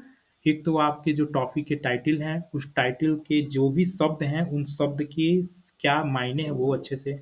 दूसरा क्या, कि आपने ये विषय क्यों चुना? इस विषय को चुनने की वजह क्या थी? तीसरा क्या प्रश्न होगा? एक-एक पॉइंट को कवर करिएगा, वीडियो को पॉज़ कर करके आप चाहें तो लिख सकते हैं कि पीएचडी में हमको क्या-क्या चीज़ कवर अप करना है। पहला क्या, आप अपने टॉपिक संबंधित सभी शब्दों को अच्छे से पॉइंट आउट कर लेना। दूसरा क्या, आपने ये विषय क्यों चुना? इस विषय की ज़रूरत क्यों है? ठीक है? इस विषय की उपयोगिता क्या है वर्तमान के समय में? ओके, दूसरा हो गया। तीसरा आप क्या चुने हैं? तीसरा प्रश्न कि इसके लिए आपने क्या किया? ओके, इसके लिए आपने क्या किया? मतलब कि आपने data research primary data collection किया या सेकेंडरी डेटा कलेक्शन किया। मुझे ताज्जुब होता है जब मॉक इंटरव्यू देने आते हैं तो बहुत सारे अभ्यर्थियों को तो यही नहीं पता होता कि प्राइमरी डेटा क्या होता है, सेकेंडरी डेटा क्या होता है। तो आप थोड़ा पहले रिसर्च का थोड़ा ब्रीव कॉमन लैंग्वेज में यूज़ होते हैं शब्द, उसका अच्छे से प्राइमरी डेटा क्या होता है? प्राइमरी डेटा मुख्य रूप से क्या होता है? वो डेटा जो आपके द्वारा संकलित किया गया हो, ठीक है? आपके द्वारा ही वो एक्वायर किया गया हो, कोई दूसरा उसको इकट्ठा करके आपको नहीं दे रहा है, that is called primary data. Secondary data क्या है? आप दूसरे सोर्स से ले रहे हैं, न्यूज़पेपर से ले रहे हैं, पत्रिका से ले रहे हैं, किसी के रिसर्च से ले रहे हैं, कोई अध्ययन कर रखा है वहाँ से ले रहे हैं, इसे सेकेंडरी डेटा कहा जाता है। तो आपकी रिसर्च प्राइमरी डेटा पे बेस्ड है, तो अगर प्राइमरी डेटा पे बेस्ड है तो आपने कहाँ रिसर्च किया, क्या किया, कैसे किया, ये सब चीज़ का आप ब्रीफ नोट्स तैयार कर लीजिएगा। देखिए, आप अपनी पीएचडी संबंधित केवल 2 पेज में एक नोट्स तैयार कर लीजिए। जो अभी नितिन सर आप पूछ रहे थे ना कि क्या थीसिस भी लेकर के जाना है? थीसिस मत लेके जाइए, आप 2 पेज का पीएचडी लेके जाइए। केवल 2 पेज की पीएचडी इंटरव्यू में लेके जाइए और 2 पेज की अपनी पीएचडी भी तैयार कर लीजिए। उस 2 पेज में क्या-क्या होगा? आपके वेरिएबल का अच्छे से कवर अप कर लीजिए, याद कर लीजिए। ये भी अच्छे से कर लीजिए कि आपने पीएचडी क्यों किया? इस ये टॉपिक मतलब क्यों लिया? इसका क्या भविष्य में उद्देश्य हो सकता है? इसके बाद आपके प्राइमरी डेटा क्या थे, सेकेंडरी डेटा क्या थे? तीसरी बात, आप जैसे ही बोलते हैं कि मेरे प्राइमरी डेटा ये थे, तो आपसे प्रश्न पूछा जाएगा कि ये प्राइमरी डेटा आपने लिया कैसे? इसको कलेक्शन कैसे किया? ठीक है? कलेक्शन करने के बहुत सारे मेथड होते हैं। तो आपसे वो मेथड के बारे में पूछा जाएगा कि ये कौन से मेथड से आपने कलेक्शन किया? अच्छा, बहुत सारे ऐसे स्कॉलर हैं, जो बुजुर्ग लोग हैं, जिन्होंने देखिए जेनुइनली हम तो मॉक इंटरव्यू आप लोग का ले ही रहे हैं, तो क्या सच है, क्या नहीं वो हम सबको पता है, ठीक है? और मॉक इंटरव्यू नहीं भी लेते तो इतने लोगों से जुड़ चुके हैं कि सबका पता है कि क्या वास्तविकता है पीएचडी को लेकर के। देखिए, बहुत सारे लोग ऐसे हैं जो जेनुइन रूप से वो पीएचडी स्वयं से किए भी नहीं हैं। वो दूसरे के माध्यम से पीएचडी कराए हुए हैं। और जब दूसरे के माध्यम से कराए हुए हैं तो वो कराने वाला भी बस एक तरह से कोरम अदायगी के लिए जैसे मन वैसे कर दिया है। बहुत सारी इन्फॉर्मेशन मिसिंग है। नितिन सर कुछ बोलना चाह रहे हैं क्या? नहीं सर, नहीं सर, आप कंटिन्यू करिए। बहुत सारी इन्फॉर्मेशन मिसिंग है। तो वो जो इन्फॉर्मेशन मिसिंग है वो थीसिस पास हो गया वो जस्टिफिकेबल है। वो डिग्री पर आपको नंबर मिल जाएगा। लेकिन इंटरव्यू में ऐसे नहीं चलेगा कि सर मेरी थीसिस में तो ये चीज़ नोट ही नहीं है या सर मुझे ये अभी याद नहीं आ रहा है, ऐसे नहीं चलेगा, ठीक है? तो आपकी थीसिस में अगर जो चीज़ें आपने नहीं भी कर रखी होगी ना, उसको भी आप पॉइंट आउट कर लीजिए। अगर आपकी थीसिस में आपके पीएचडी का उद्देश्य क्या है ये नहीं मेंशन है, तो आप अपने से ही उद्देश्य बना लीजिए। कि हमारे टॉपिक का ये उद्देश्य होगा, ठीक है? अगर आपको उद्देश्य नहीं समझ आ रहा है तो ठीक है, जिस दिन आपका मॉक इंटरव्यू होगा उस दिन हमारे एक्सपर्ट पैनलिस्ट से आप पूछ लीजिएगा कि सर हमारे टॉपिक का उद्देश्य क्या हो सकता है? क्योंकि हमको नहीं पता चल रहा है कि हमारा टॉपिक का उद्देश्य क्या है, ठीक है? पहली बात तो आप ये पूछने से पहले एक्सपर्ट पैनलिस्ट से अपने थीसिस को देख लीजिएगा। आपके थीसिस में ज़रूर लिखा होगा कि ऑब्जेक्टिव क्या है। ऑब्जेक्टिव के बाद हाइपोथेसिस होता है, आपके पीएचडी का हाइपोथेसिस क्या है? हाइपोथेसिस क्या होती है? परिकल्पना, जो चीज़ अभी आप जाँच करने वाले हैं, आप अपनी पीएचडी में जो जाँच करने वाले हैं, तो जाँच करने से पहले परिकल्पना बनाई जाती है कि ये ऐसा होगा या ऐसा नहीं होगा, ठीक है? उसे परिकल्पना कहते हैं। तो परिकल्पना आपने क्या अपनी पीएचडी में बनाया है, ये चीज़ आप अच्छे से एक नोट आउट कर लीजिएगा एक अलग पेज पे। मैंने बोला ना कि आपकी थीसिस को किनारे रख दीजिए।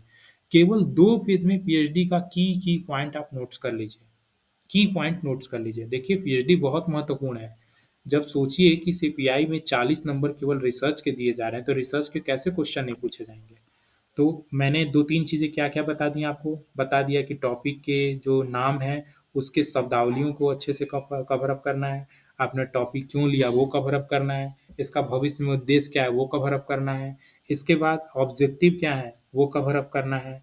इसके हाइपोथेसिस क्या है, वो कवर अप करना है। प्राइमरी डेटा के सोर्सेज़ क्या-क्या हैं, वो कवर अप करना है।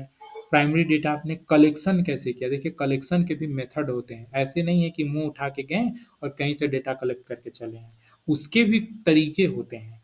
अगर आपकी थीसिस में ज़िक्र होगा कि आपने कैसे लिया, सर्वे किया है, अगर सर्वे किया है तो कैसे किया है, रैंडम सैंपलिंग है, स्ट्रैटिफाइड रैंडम सैंपलिंग है, ठीक है? स्नोबॉल सैंपलिंग है, स्नोबॉल है, फिश बॉल है, बहुत सारे मेथड होते हैं। किस तरह से आपने डेटा कलेक्शन किया है, वो सब चीज़ों को आपको देख लेना होगा। अगर नहीं लिख रखा है तो उसको आप तैयार कर लीजिए। नहीं लिख रखा है तो उसको तैयार कर लीजिए। ये चीज़ हो गया सैंपलिंग के बारे में, डेटा कलेक्शन के बारे में। इसके बाद अब प्रमुख चीज़ आता है एनालिसिस। आपने डेटा का एनालिसिस कैसे किया?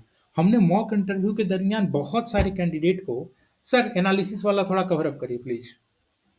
हाँ क्या-क्या सर, यहाँ पर मैं 2 चीज़ें ऐड करना चाहूँगा। देखिए, एक तो अधिकतर जो कैंडिडेट्स अब आ रहे हैं, वो साइंस से रिलेटेड में थोड़ा-सा इसमें वेरिएशन आ जाता है। साइंस के बारे में जब हम बात करते हैं, तो देखिए साइंस के अंदर जो आयोग में जो अध्यक्ष और बाकी मेंबर्स पूछ रहे हैं, वो आपसे हाइपोथेसिस ज़रूर पूछते हैं कि आपका हाइपोथेसिस क्या है? अब हाइपोथेसिस अगर मैं यहाँ पर डिफाइन करूँ तो एक वाक्य जिसमें आप अपनी पूरी पीएचडी को समावेश कर सकते हैं, पूरी पीएचडी को समराइज़ कर सकते हैं। जैसे कि अगर कोई व्यक्ति किसी मतलब किसी एक दवाई के बारे में वर्क कर रहा है, किसी पेड़ से निकाल के, तो और वो तुलसी के पत्ते से अगर वो बोल रहा है कि ये हमारी बॉडी की इम्यूनिटी को बढ़ाती है, तो उसका हाइपोथेसिस कुछ इस प्रकार हो जाएगा, क्या यह तुलसी के पत्ते में कोई एक पर्टिकुलर कंपाउंड है, जो हमारे इम्यून सिस्टम में टी सेल्स को एक्टिवेट कर रहा है या नहीं कर रहा है? तो ये हाइपोथेसिस है। अब नल हाइपोथेसिस क्या होती है, अल्टरनेट हाइपोथेसिस क्या होती है, ये आपको क्लियर होना चाहिए अपने माइंड। दूसरी चीज़ जैसे राज सर ने अभी आप लोगों को बताया, आपको ऑब्जेक्टिव्स ज़रूर पता होना चाहिए कि आपका थीसिस का ऑब्जेक्टिव क्या है ना? क्योंकि ऑब्जेक्टिव आपके साइनॉप्सिस में ही आपको डिफाइन कर दिया जाता है। आपने क्या मेथड यूज़ किए हैं? अच्छा, मेथोडोलॉजी में टूल्स और टेक्निक जैसे कि बाकी जो विषय हैं, जो नॉन साइंस विषय हैं उनके अंदर टूल्स और टेक्निक्स जो है वो अलग होते हैं, लेकिन साइंस विषय में आपको पता है कि gas chromatography, IR, infrared chromatography, अलग अलग टेक्निक्स हैं, अलग अलग इंस्ट्रूमेंट्स हैं जिनको यूज करके आप डेटा को जनरेट करते हैं। क्योंकि डेटा तो साइंस में यूजुअली एक्सपेरिमेंट से ही जनरेट होता है। लेकिन हाँ, साइंस में बायोइन्फॉर्मेटिक्स में अगर कोई वर्क कर रहा है या किसी और थ्योरेटिकल फिजिक्स में कोई वर्क कर रहा है, तो वो सेकेंडरी डेटा पे भी वर्क कर सकता है। तो अगर आपने सेकेंडरी डेटा लिया है तो आपने लिया कहाँ से है? क्या आपने किसी वेबसाइट से लिया है? उसकी ऑथेंटिसिटी क्या है? जो लोग ये बोलते हैं कि सर हमने न्यूज़पेपर से लिया। तो न्यूज़ के अंदर तो आपने देखिए कि कई न्यूज़ जो हैं वो चेंज हो जाती हैं। तो आप ऐसा नहीं बोल सकते कि आपने केवल एक न्यूज़पेपर से लिया। किस प्रकार के न्यूज़पेपर से? क्या उसकी ऑथेंटिसिटी थी? ये पूछा जा सकता है आपसे। ऐसे ही डेटा कलेक्शन आपने प्राइमरी, सेकेंडरी, टर्शियरी डेटा लिया है, कैसे लिया है वो आपसे पूछा जाता है, जो अभी राज सर ने भी आपको बताया। अच्छा, डेटा का एक्सपेरिमेंटल डेटा भी अगर आपने जनरेट किया, प्राइमरी डेटा यानी कि, उसके बाद में डेटा का एनालिसिस। अच्छा, जब आप एनालिसिस में आते हैं, तो यहाँ पर सबसे इम्पोर्टेंट हो जाता है सांख्यिकी, जिसे हम स्टैटिस्टिक्स कहते हैं। अब डायरेक्टली कई स्टूडेंट से मॉक इंटरव्यू के दौरान हम लोग ये पूछते हैं कि भई आपने क्या इसके अंदर टेस्ट लगाया? क्या आपने टी टेस्ट लगाया, फिशर टेस्ट लगाया? ऐसे ऑप्शन हम लोग नहीं देंगे। आपको डायरेक्टली पूछा जाएगा कि आपने सांख्यिकी क्या लगाई? कैसे माने कि आपके रिजल्ट्स सिग्निफिकेंट हैं या नहीं है? तो उसके लिए आपको पता है पी वैल्यू होता है, उसके लिए आपको पता है कि अलग-अलग टेस्ट हैं, एनोवा है, कंपैरेटिव पैरामीट्रिक टेस्ट है, नॉन पैरामीट्रिक टेस्ट है। तो जो आपने टेस्ट लगाए हैं, वो आपसे पूछे जा सकते हैं। साथ में सैंपल साइज़ ज़रूर पूछा जाता है। कितना डेटा आपने कलेक्ट किया था? क्या आपने केवल, अगर कई लोग बोलते हैं हमने क्वेश्चनेयर बनाया, तो कितने लोगों से आपने क्वेश्चनेयर पूछा? कुछ भी वैल्यू बोल दे रहे हैं 70, 80, 90, तो लेकिन क्या पैटर्न था? क्या किस प्रकार से वो क्वेश्चनेयर बनाया गया? तो बोला हमारे गाइड ने हमें बता दिया था। ऐसा नहीं होना चाहिए। आपने वो क्वेश्चनेयर किसी बेसिस पे बनाया। किसी एक बड़े आपके मतलब फ़ील्ड के आपके साइंटिस्ट ने, एक किसी ने चीज़ और यहाँ बताया। पे ऐड ऑन करना चाहूँगा, जैसे बहुत सारे जी, क्वेश्चनायर ऑलरेडी बने हुए रहते हैं, तो बहुत सारे रिसर्चर वो क्वेश्चनायर उनका एडॉप्ट कर लेते हैं। जैसे मान लीजिए ऑक्यूपेशनल स्ट्रेस पे किसी ने रिसर्च किया, ठीक है? किसी ने जॉब सैटिस्फैक्शन पे किया, तो job satisfaction related already questionnaire बने हुए हैं, जिससे कि आप डेटा कलेक्शन करते हैं। जॉब सैटिस्फैक्शन से एडजस्टमेंट से बने हुए हैं जिससे आप डेटा कलेक्शन करते हैं। तो अगर आप उनका मेंशन कर रखे हैं तो उसको भी आप एक की नोट्स में बना लीजिए। ये भी पूछ लिया जाएगा कि अच्छा आपने, ये डेटा कलेक्शन वाला ही पार्ट है, उससे पूछ लिया जाएगा कि अच्छा आपने जो डेटा कलेक्ट किया वो किनका स्केल क्या था, उसको देखिए स्केल। कई बार होता क्या है ना कि आप लोग शब्द नहीं समझ पाते हैं, कोई पूछ देगा अच्छा आपने कौन सा स्केल यूज किया है, तो स्केल, स्केल क्या होता है सर? तो इस तरह से चौंकना नहीं है। स्केल जिसके माध्यम से आप डेटा कलेक्शन करते हैं, जो क्वेश्चनायर सर ने आपको बताया, हिंदी में प्रश्नावली उसको कह लीजिए, ठीक है? उसको स्केल भी कहा जाता है रिसर्च के लैंग्वेज में, जिससे कि आप मापन करते हैं, डेटा को कलेक्ट करते हैं, ठीक है? तो उसकी भी एक रिलायबिलिटी और वैलिडिटी होती है। तो वो भी आपसे पूछ लिया जाएगा। मान लीजिए आप कह रहे हैं कि हम सिंह और सिन्हा का ऑक्यूपेशनल स्ट्रेस स्केल हमारे रिसर्च में यूज़ किया गया है। तो आपसे पूछ दिया जाएगा अच्छा आपने इनके स्केल को लिया है, इस स्केल की रिलायबिलिटी और वैलिडिटी बता सकते हैं? ये पूछ दिया जाएगा, या नहीं तो आपसे ये भी पूछ दिया जाएगा अच्छा इस स्केल में कुल कितने क्वेश्चन थे, नंबर ऑफ क्वेश्चंस क्या-क्या थे? ठीक है? ये पूछ दिया जाएगा। तो जो स्केल आप ले रहे हैं उस स्केल की भी आपको नॉलेज थोड़ी एक्वायर कर लीजिएगा। ओके? जी सर। जी सर, एक चीज़ और बड़ी शॉकिंग लगता है जब आपसे ये पूछा जाता है कि आपने यही टॉपिक क्यों लिया? अच्छा, अब स्टूडेंट्स बड़ा घबरा जाते हैं जब उनसे ये पूछा जाता है कि आपसे यही टॉपिक क्यों लिया? आपके आंसर्स जो हम लोग मॉक इंटरव्यू में देखते हैं, वो क्या दिखा जाता है? सर ये वाला टॉपिक मेरे गाइड ने बोला था, इसलिए मैंने ले लिया। अच्छा सर, आपने वेस्ट चंपारण में ही क्यों काम किया? डाटा कहाँ से लिया? सर वेस्ट चंपारण से ही लिया। आप एक जगह, एक गाँव या एक ही जगह का डेटा ना लें और एक ही टॉपिक अगर आपने लिया है तो कम से कम उस टॉपिक के पीछे कोई वैलिड रीज़न बताएँ। मेरे गाइड ने ये बोल दिया, ये एक बहुत अच्छा वैलिड रीज़न नहीं मानते हैं। Okay, 1 minute. अब हम यहाँ पे एक चीज़ और ऐड ऑन करना चाहेंगे, जो बुक में हम कह रहे थे ना नहीं लिख सकते हैं। देखिए यही सब चीज़ें हैं जो आपको झूठ बोलनी है। अब सपोज़ दैट आपने जो डेटा कलेक्शन किया है, आपने मान लीजिए डेटा कलेक्शन केवल 50 लोगों का किया है। सपोज़ दैट, क्योंकि थीसिस कई लोगों ने तो लिखी ही नहीं है, और जब लिखी नहीं है तो उनको मालूम नहीं है क्या हुआ है। जब पढ़ने जाते हैं तो देखते हैं केवल 50 लोगों के डेटा कलेक्शन के आधार पे वो एक सोशियोलॉजी का मान लीजिए कोई व्यक्ति है रिसर्च किया हुआ है। 50 लोगों के इंटरव्यू के आधार पे या क्वेश्चनेयर के आधार पे वो एक रिजल्ट निकालता है, तो ये एक एथिकल नहीं माना जाएगा जब तक आप 500, 400 ऐसे सैंपल साइज़ पे रिसर्च नहीं करते हैं। तो वो सब अब झूठ बोलने वाली बात है। जैसा कि सर ने आपको बताया कि एक स्पेसिफिक एरिया ही नहीं, आप बताइए ना कि सर हमने रूरल से 200 लिया, अर्बन से 200 लिया, जिसमें कि 100 मेल थे, 100 फीमेल थे, ठीक है? जो ह्यूमैनिटेरियन बैकग्राउंड के हैं, जो सोशियोलॉजी, इकोनॉमिक्स या हिस्ट्री या पॉलिटिकल इन सब बैकग्राउंड से अगर उन्होंने प्राइमरी डेटा लिया है तो। तो इस तरह से आप उसको टारगेट करिए। आपने जो किया है अगर वो ठीक नहीं लग रहा है, आप बदल दीजिए। बिल्कुल आपको झूठ बोलना है वहाँ पे, बस सत्य लगना चाहिए। अगर आप सत्य बोलते हैं और वो सत्य नहीं लगता है, तो फिर वो सत्य का भी कोई मतलब नहीं है। आपको वो चीज़ें बोलनी है जो सत्य लग रही हों। आपने जो रिसर्च में किया है, वो अगर झूठ प्रतीत हो रही हैं, लगता है कि नहीं यार ये तो जस्टिफ़िकेबल है ही नहीं, ये कैसे हो सकता है? तब फिर आप सच निकाल कर के भी वो जस्टिफ़िकेबल नहीं होगा। ऐसा प्रतीत होगा कि नहीं, नहीं आप गलत बोल रहे हैं। ठीक है? तो आपको वहाँ पे जो चीज़ें झूठ बोल कर के आप अच्छा बनाइए, उसको झूठ को खूब धड़ल्ले से बोलिए, क्योंकि आपकी थीसिस उनके पास नहीं है। इसलिए जो सर ने बोला कि एक एरिया को मत बताइए, बताइए कि मैंने इस जगह को चुना, ठीक है? और ये फ़ील्ड को चुना, मेल को चुना, फीमेल को चुना, ये ऐज था, ये उम्र था, बहुत सारी चीज़ें। वैसे हम इन सब चीज़ों को तो मॉक इंटरव्यू में भी कवर अप करेंगे ही। हाँ सर, आगे क्या आगे सेक्शन में बढ़ा जाए? जी सर, जी सर।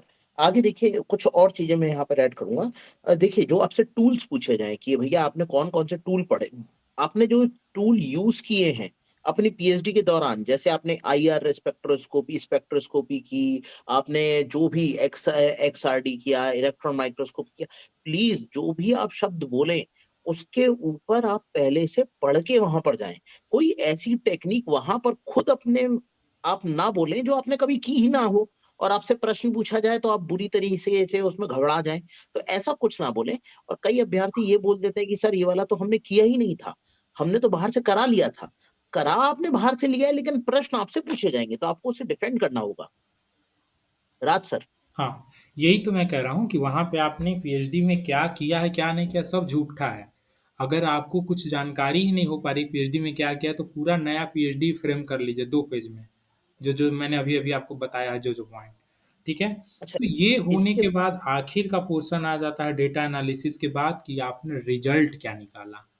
ठीक है, आपके रिज़ल्ट क्या निकले, वो एकदम क्रिस्टल क्लियर होना चाहिए कि मेरी पीएचडी के से रिज़ल्ट क्या निकला। फिर रिज़ल्ट का आप एक तैयार कर लीजिए, 10-5 अगर रिज़ल्ट निकले हुए हैं तो रिज़ल्ट बताइए कि सर ये रिज़ल्ट निकला, ये रिज़ल्ट निकला, ये रिज़ल्ट निकला।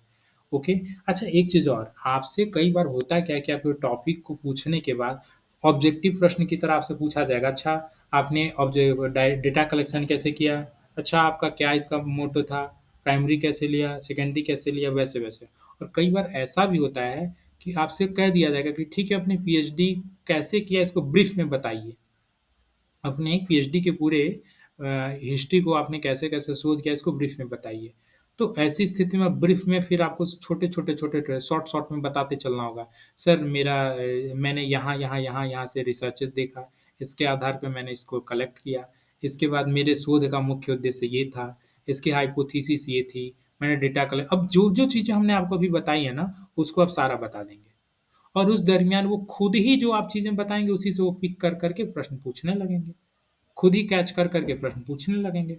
एक चीज़ पूरे इंटरव्यू में आपको यही ध्यान देना है कि आप ऐसे कोई भी शब्द नहीं बोलेंगे जिसको आपको नहीं पता हो, ठीक है? ये चीज़ों को ध्यान देना है। तो जैसा कि मैंने आखिर में क्या बोला, सब कुछ बताइए, उद्देश्य एकदम क्रिस्टल क्लियर होना चाहिए कि आपकी पीएचडी का रिज़ल्ट क्या निकला? आपने जो पीएचडी किया उसका रिज़ल्ट क्या निकल के आया? बहुत सारे कैंडिडेट को पता ही नहीं कि उनका रिज़ल्ट क्या निकला। शोध कर लिया, रिसर्च कर लिया लेकिन कुछ जानकारी नहीं कि रिज़ल्ट क्या है। रिज़ल्ट बहुत ही क्रिस्टल क्लियर आपका होना चाहिए। ओके? तो इस तरह से आप 2-4 पन्ने में पूरी अपनी पीएचडी को ब्रीफ में समराइज़ कर लें और उसी को आप पढ़ते लिखते रहें और वही आप चाहें तो इंटरव्यू में लेके जाएँ और उसको आप चाहें तो देख सकते हैं। ठीक है? हाँ ये सर, यहाँ पर मैं 1-2 चीज़ें और जोड़ना चाहूँगा। जी, जी, बिल्कुल। देखिए रिज़ल्ट के बाद में एक आधी चीज़ आता है आपका कन्क्लूज़न, क्योंकि रिज़ल्ट में तो आपने पूरा रिज़ल्ट बताया कि क्या-क्या रिज़ल्ट्स आए, इस तरीके से भी आप बता सकते हैं, लेकिन आप कन्क्लूज़न पे बड़ा ध्यान दीजिए। बस रिज़ल्ट का आखिरी में मैंने ये चीज़ ढूँढी और इससे ये किया जा सकता है। अच्छा देखिए साइंस की पीएचडीज़ में बड़े सारे प्रश्न इसके बाद में भी आ जाते हैं कि अगर आपने ये चीज़ खोजी तो क्या इससे कोई आज के टाइम पे कोई दवाई बनाई जा रही है? इसका कोई प्रैक्टिकल सिग्निफिकेंस है? कौन-सी कंपनी इसके ऊपर कार्य कर रही है? क्या भारत सरकार की कोई स्कीम्स का इस पे चल रही है या नहीं चल रही? क्या किसी एक प्रसिद्ध वैज्ञानिक का आप नाम जानते हैं या कोई वैज्ञानिक ऐसा जो बिहार से संबंधित हो, जो इसके ऊपर कार्य कर रहा हो? कोई यूनिवर्सिटी में बिहार से संबंधित जहाँ पर ये इसका कार्य चल रहा हो? तो ये चीज़ें आपको थोड़ा-सा देखना पड़ेगा क्योंकि वो आपसे पूछेंगे। है ना? तो वो आपको देखना पड़ेगा। नोबेल प्राइज़ अच्छा ये मान लीजिए कि आपने किसी पीएचडी का आपका कोई टॉपिक है, इकोनॉमिक्स पे आपने काम किया है, तो उन्होंने पूछ लिया कि भई भारत में इकोनॉमिक्स के ऊपर कुछ नोबेल प्राइज़ेज़ मिले हैं, कौन से व्यक्ति को मिले हैं, किस कार्य के लिए मिले हैं, तो ये आपको थोड़ा-सा देखना पड़ेगा। इसमें आपको थोड़ा-सा ध्यान देने की ज़रूरत है। राज सर। यस। तो इस तरह से होता है पीएचडी का पूरा पॉइंट कवर। अभी शोध में एक चीज़ और छूट जाता है, वो है क्या आपके रिसर्च पेपर। आप अपने रिसर्च पेपर के कम से कम 3 2-3 तो रिसर्च पेपर याद ही कर लें। पाँचों रिसर्च पेपर नहीं याद होता है, चलिए जस्टिफिकेबल है, मुस्कुराते हुए कह सकते हैं सॉरी सर मैं अभी रिमाइंड नहीं कर पा रहा हूँ। देखिए ऐसा नहीं है कि आपसे जो-जो इंटरव्यू में पूछा जा रहा है आप सब बताएँगे ही।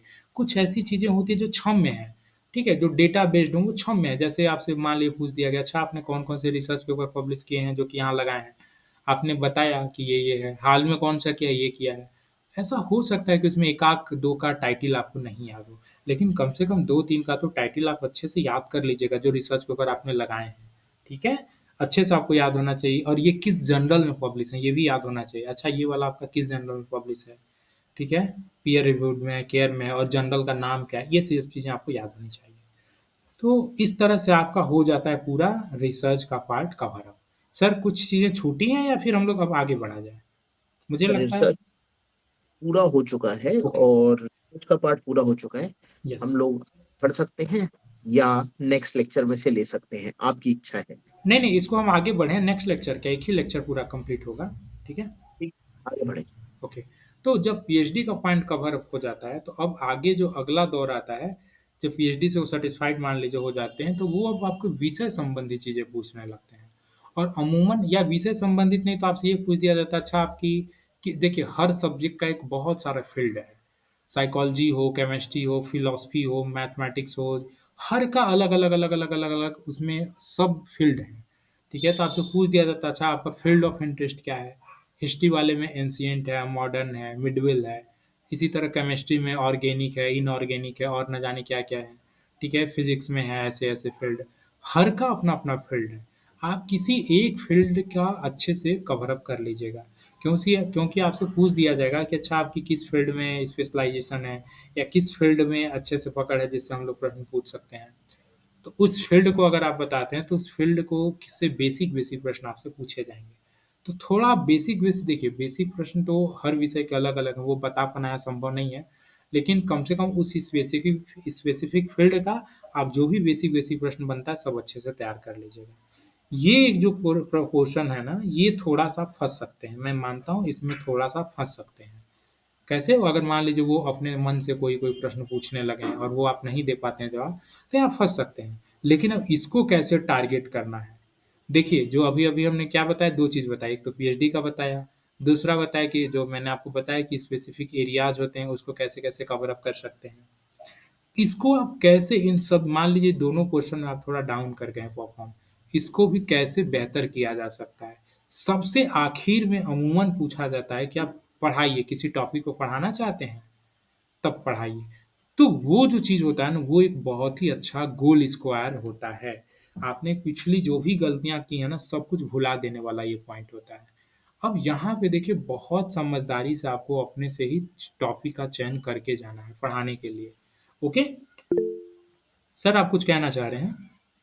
हाँ सर, ये बताइए कि जैसे आपने इंटरव्यू फेस किया, तो ये टॉपिक आपको दिया जाता है या आपसे बोला जाता है कि आप एक टॉपिक पे पढ़ाइए? देखिए, अमूमन जैसा कि मैंने पूछा कि अगर मान लीजिए पहले पूछ दिया गया कि स्पेसिफ़िक फ़ील्ड क्या है आपका, कौन से एरिया में आप ज़्यादा कंफ़र्टेबल हैं, तो ऐसी स्थिति में कई बार उनकी तरफ से टॉपिक दे भी दिया जाता है उसी फ़ील्ड एरिया से रिलेटेड। नहीं तो अमूमन ऐसा कहा जाता है कि आप किसी टॉपिक पे पढ़ाइए जो कि जिस पर हमें आप पढ़ाना चाहते हैं। देखिए, वो आपकी बेसिकली टीचिंग स्किल्स को जाँच करना चाहते हैं कि आप कैसे पढ़ा सकते हैं। तो अमूमन वो आप पर ही छोड़ते हैं कि आप जो अच्छा से पढ़ा सकें, आप वही तो पढ़ाइए ना। जो आप अच्छा से जानते हैं, जो अच्छे से पढ़ा सकते हैं। तो इसलिए वो आपके ही ऊपर छोड़ दिया जाता है, ठीक है? वो ओके, टीचिंग स्किल ओके, वाला ओके। पर्सन। जी। तो ये चीज़ें हैं। तो यहाँ पे सर जो टीचिंग स्किल्स वाला पॉइंट है वो अच्छे से जब कवर अप हो जाता है, सॉरी, जो मैंने 2 चीज़ बताया तो आखिर में आता है टीचिंग स्किल्स। अब यहाँ पे जो टॉपिक आप चयन करिए तो ये याद रख लीजिए, टॉपिक थोड़ा व्यापक भी हो और टॉपिक टॉपिक थोड़ा आसान भी हो, दोनों हो। व्यापक और आसान दोनों कैसे हो? व्यापक मतलब कि वो बहुत लिमिटेड उसका एरिया ना हो कि उसमें से वो प्रश्न ही बहुत ज़्यादा ना पूछ पाएँ। लिमिटेड एरिया उसका होगा ना तो फिर वो क्या कहेंगे कि ठीक है और कोई पढ़ाइए। आपको फिर उससे संतुष्ट नहीं होंगे, फिर बोलेंगे नहीं, नहीं ठीक है कोई और पढ़ाइए, तो फिर आपको कोई दूसरी ओर लेके जाना होगा।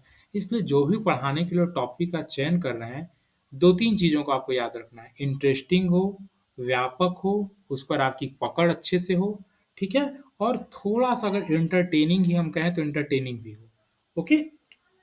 इस तरह से आपको लेके चलना है। अच्छा, आप पढ़ाते समय जो-जो शब्द बोलेंगे, वो सारे शब्द आपके क्वेश्चन बनेंगे और उन सभी शब्दों पे आपको अच्छे से पकड़ होनी चाहिए। अगर एक भी शब्द जिस पर आपकी पकड़ नहीं है, तो उस शब्द को आप ना बोलें।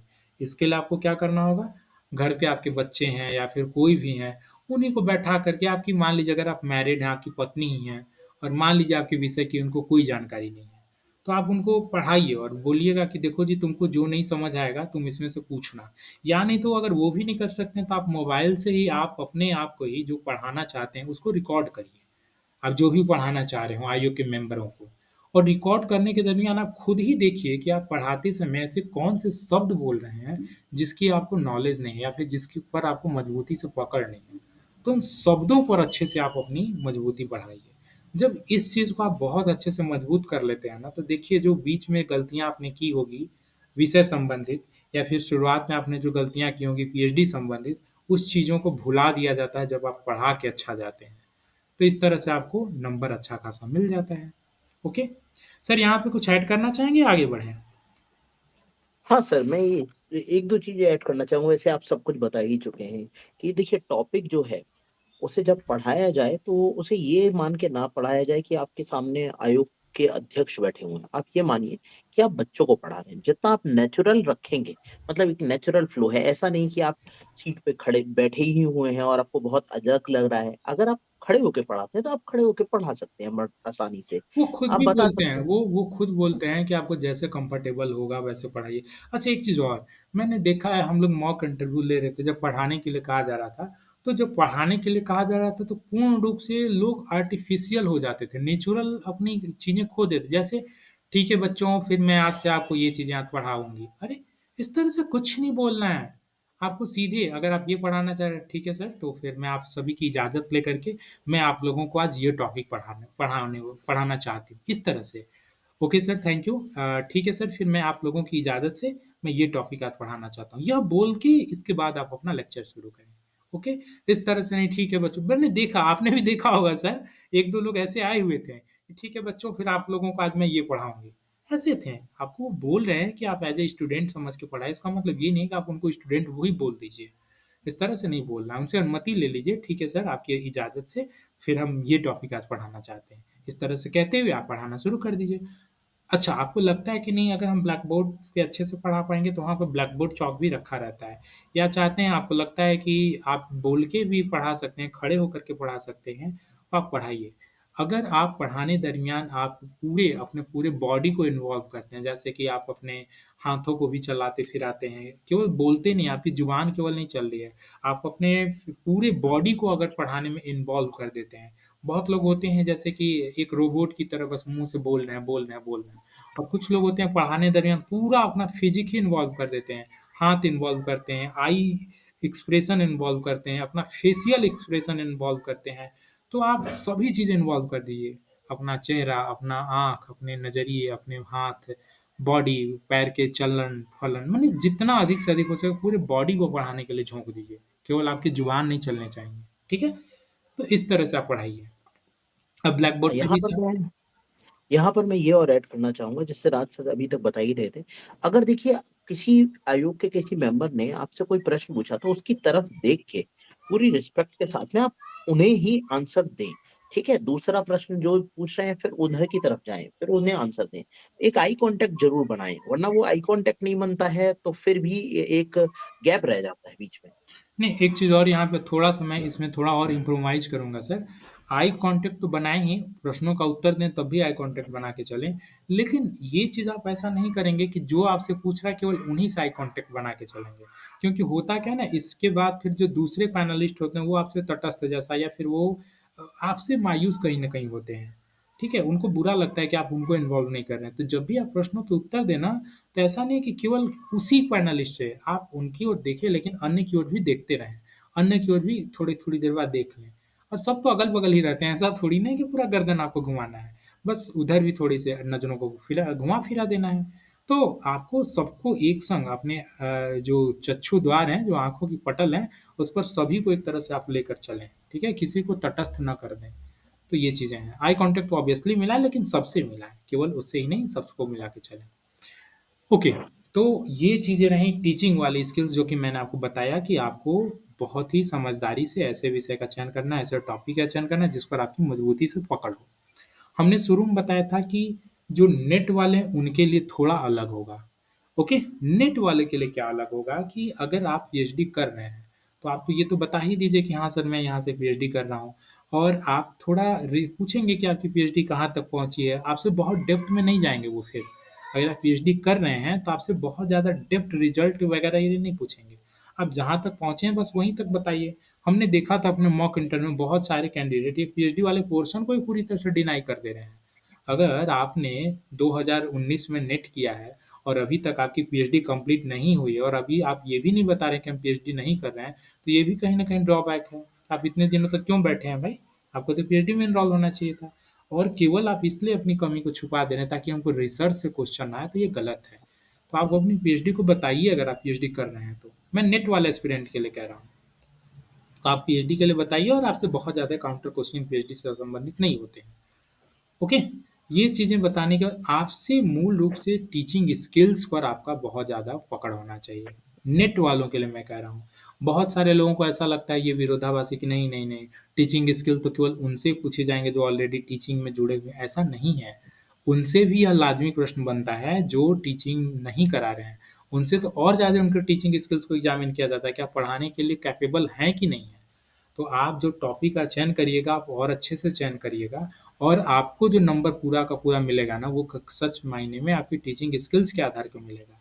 ऐसा संभव है कि आपसे सर्वप्रथम ही सबसे पहले ही बोल दिया जाए कि ठीक है, आप किसी विषय पे पढ़ाइए और जो आप पढ़ाएँगे उसी से फिर आपका पूरा इंटरव्यू का क्वेश्चन तय होगा। उसी से क्वेश्चन निकल-निकल के क्वेश्चन आएँगे। ठीक है? तो नेट वाले जो केवल नेट हैं, आप अपना टीचिंग स्किल को बहुत मजबूती से बेहतर करिए। रिसर्च से बहुत बेसिक क्वेश्चन आएँगे लेकिन टीचिंग स्किल्स को बहुत इम्प्रूव करिए। मेरे मैं थोड़ा-सा आपको बोला था कि आखिर में मैं बताऊँगा कि मैं 14 अंक कैसे एक्वायर किया।